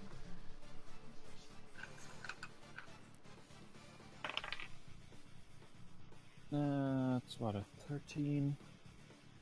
13, let me just double check. 13 total? Yeah, no, it was a 13 to hit there, yeah. Yeah, that's not gonna do it. Alright, hit it. 1 time. Just 1. You got this. Yeah. Nope. God damn it. That was a 6. He really tried, though. He did! I mean, He tried so hard! Oh, Lair! I blame Raiken. Lair, get in here and use your useless ice blast. Useless ice Purposefully attack all these monsters who are resistant to your spell. I get a 16. You got 16 to hit the one in front of Raiken? Yeah. Okay, you hit. Okay. I thought that was too low. Nope. For 10 cold damage, and it is slowed by 10 feet. You've been consistently doing 10 cold damage, which halves to 5, which is good. Even numbers are much more fun than odd numbers. I'm happier about them, yeah. It's like, but if he wasn't resistant, he'd be dead. Yeah, but But he is. cold. But cold. Raiken! I really should take Attack! a different elemental damaging cantrip for my next cantrip, but like Mage Hand. Just Mage Hand. You have Unseen Servant! I know, but Um, that's a 10 minutes. Okay. I only got 13, so that's a miss. That's a miss. Roll again.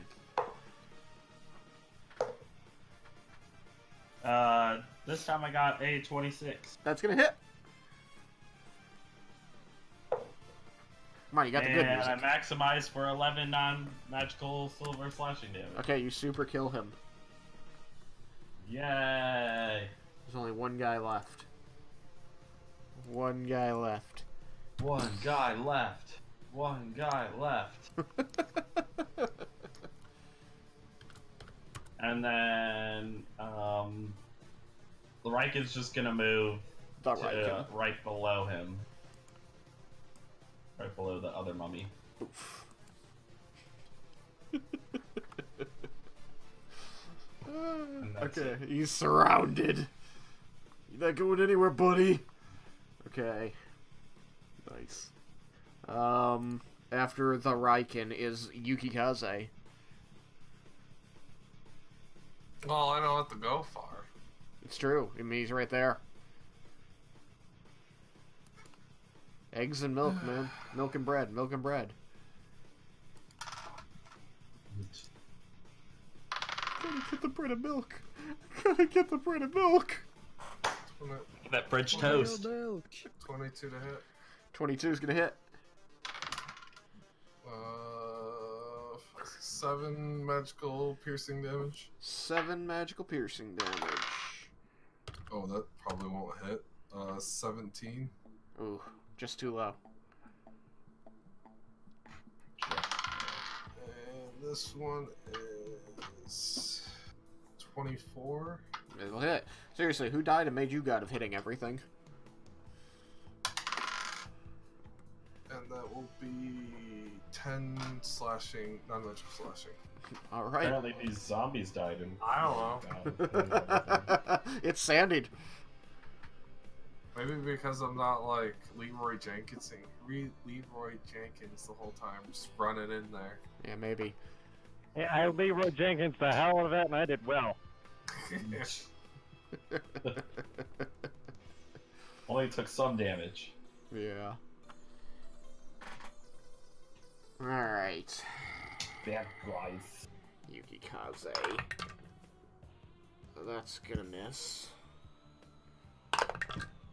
Alright, that's a 23 to hit you with a bite. You beat me by 1 or 2 technically, because matching it counts. Okay. So If only I had Sentinel. Take 15 magical piercing damage. Yukikaze is gonna use his reaction, and he's gonna do some parrying. You should probably parry those fangs. I'm gonna like stick my sword between his teeth and be like, "Whoa, there, buddy." Second date. Ow. Is the bite? The bite is still considered a melee attack, right? Yes. Okay. Reduce some damage. By spirit is plus. Actually a ranged attack. His teeth shoot out at you. It's a 1d8, right? Yeah, 1d8.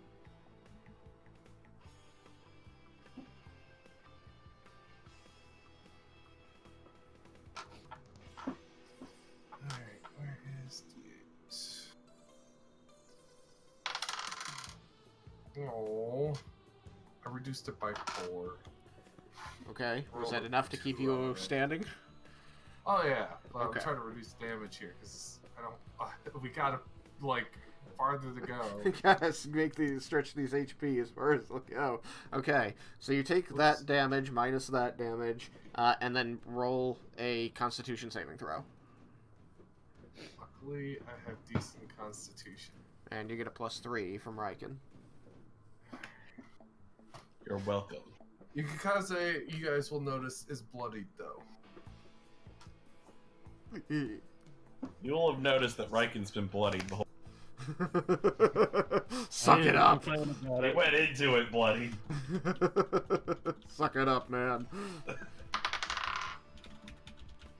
So that's 16 plus 3 is 19. Okay. Whatever else this plate brings with it, you are too tough for it, just like Vendar. Okay. Exactly, Quacko. And that brings us to Cyrus. I attempt to firebolt. Attempt your firebolt. 10, so I miss. You miss. Okay, Leah. Yes, now I'm going to Eldritch Blast. Okay.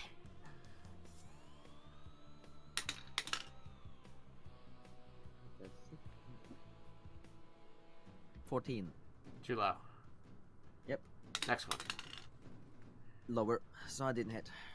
Vendar. Oh my god. Round again, eh? It's the fucking troll, the giant all over again. 10, 15, 20. Yeah, where do I need to go where I can hit it? We'll just say right here, for all intents and purposes. Boosh. Sharpshooter. Okay. I'll shoot at it.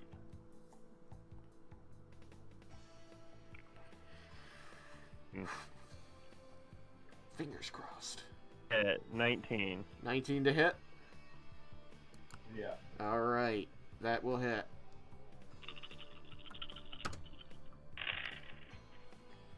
All those sweet, stab back, stab, sneak attack dice. Yeah, those things. Stab stack. Alright, it's 25 magical piercing damage. 25. 25 magical piercing damage. Man, you really like reducing them to that exact number, don't you? Yeah. If I took all of the kills, people might get upset. This is really funny. Leave the scraps for people. There are 9 guys here, and like 4 of them got reduced to this HP exactly before getting taken out. And it was almost always like from 47 down to this single-digit number, from 34 down to this single-digit number. From okay, this was actually somebody else because this was only 11 damage, but still. Just keep seeing this number. It's like, huh? Okay, all right. I like the number. Yes, it is It's a Jebbles. conspiracy. Yeah. I'm going to press forward and try to attack then. So I have disadvantage? Yeah, if you squeeze on top of Yukikaze here, you're gonna have disadvantage. Yeah. Doesn't he have I'm 10 gonna foot try reach? But he has 10 foot reach. We'll get to that later, but his attack right now has disadvantage because of squeezing. Okay. The other thing's true, but it's just not relevant yet. I rolled 2 16s, so that's 20 to hit. Okay. 20 to hit. Will hit. And 9 magical, whatever it was, damage piercing. Exactly enough to kill it. Hey. Alright. Reducing them to 9 then, huh? You kept reducing them to 9 over and over. It was hilarious. Question is there more? You guys... The real question is, what are these bowstrings? Jebble, I need you Oh to be my a gnome God. again. I Well, think we should wait till next time to Yeah, go it's through. Gonna take, 11:36. It's pretty... gonna take a while. It's pretty late. But I was gonna ask Come if, on, Bo. if people wanted the payoff of knowing what they were, what their reward for surviving this ridiculosity was, or if yes. you You wanted. get to live in for another session. Is that our reward? No, my reward is going to sleep. Yeah, I think we can wait because we'll probably want to be talking about things and plotting, planning, scheming. Yeah. Yep. That's fine with me. Gesundheit. That might have woken my grandparents. Alright. I have work I have to go do. So, that was a good fight. Let me just take a peek here. 9.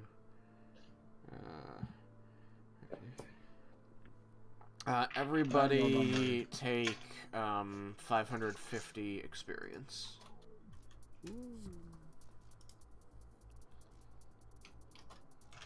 And Jebel is a gnome. Once again, almost added it to damage. I have taken 550 damage And, ow. You explode everywhere. Yeah, that is beyond healing. Wait, I wait, need less than 700 experience now. You said 530, right? 550. 550. It's in the chat. It was typed in chat.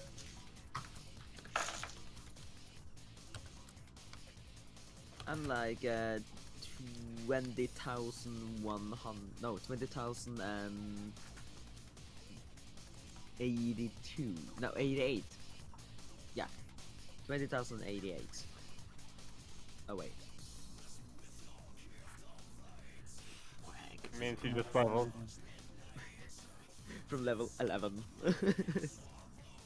I am 1,820 away from level 10. Nice. So the rest of the party is closing in on 10. That's good. Welcome to the club. Alright. Good job, everybody. That was a big, big fight, but I'm thinking that the reward is gonna be worth it. So, And tune in next week Hashtag goodbye. to find out what the reward is. Goodbye. Except for Derek, who might not be Oh here. no. Yeah. I get to do this. Alright, and you No don't get the loot. That sucks for you.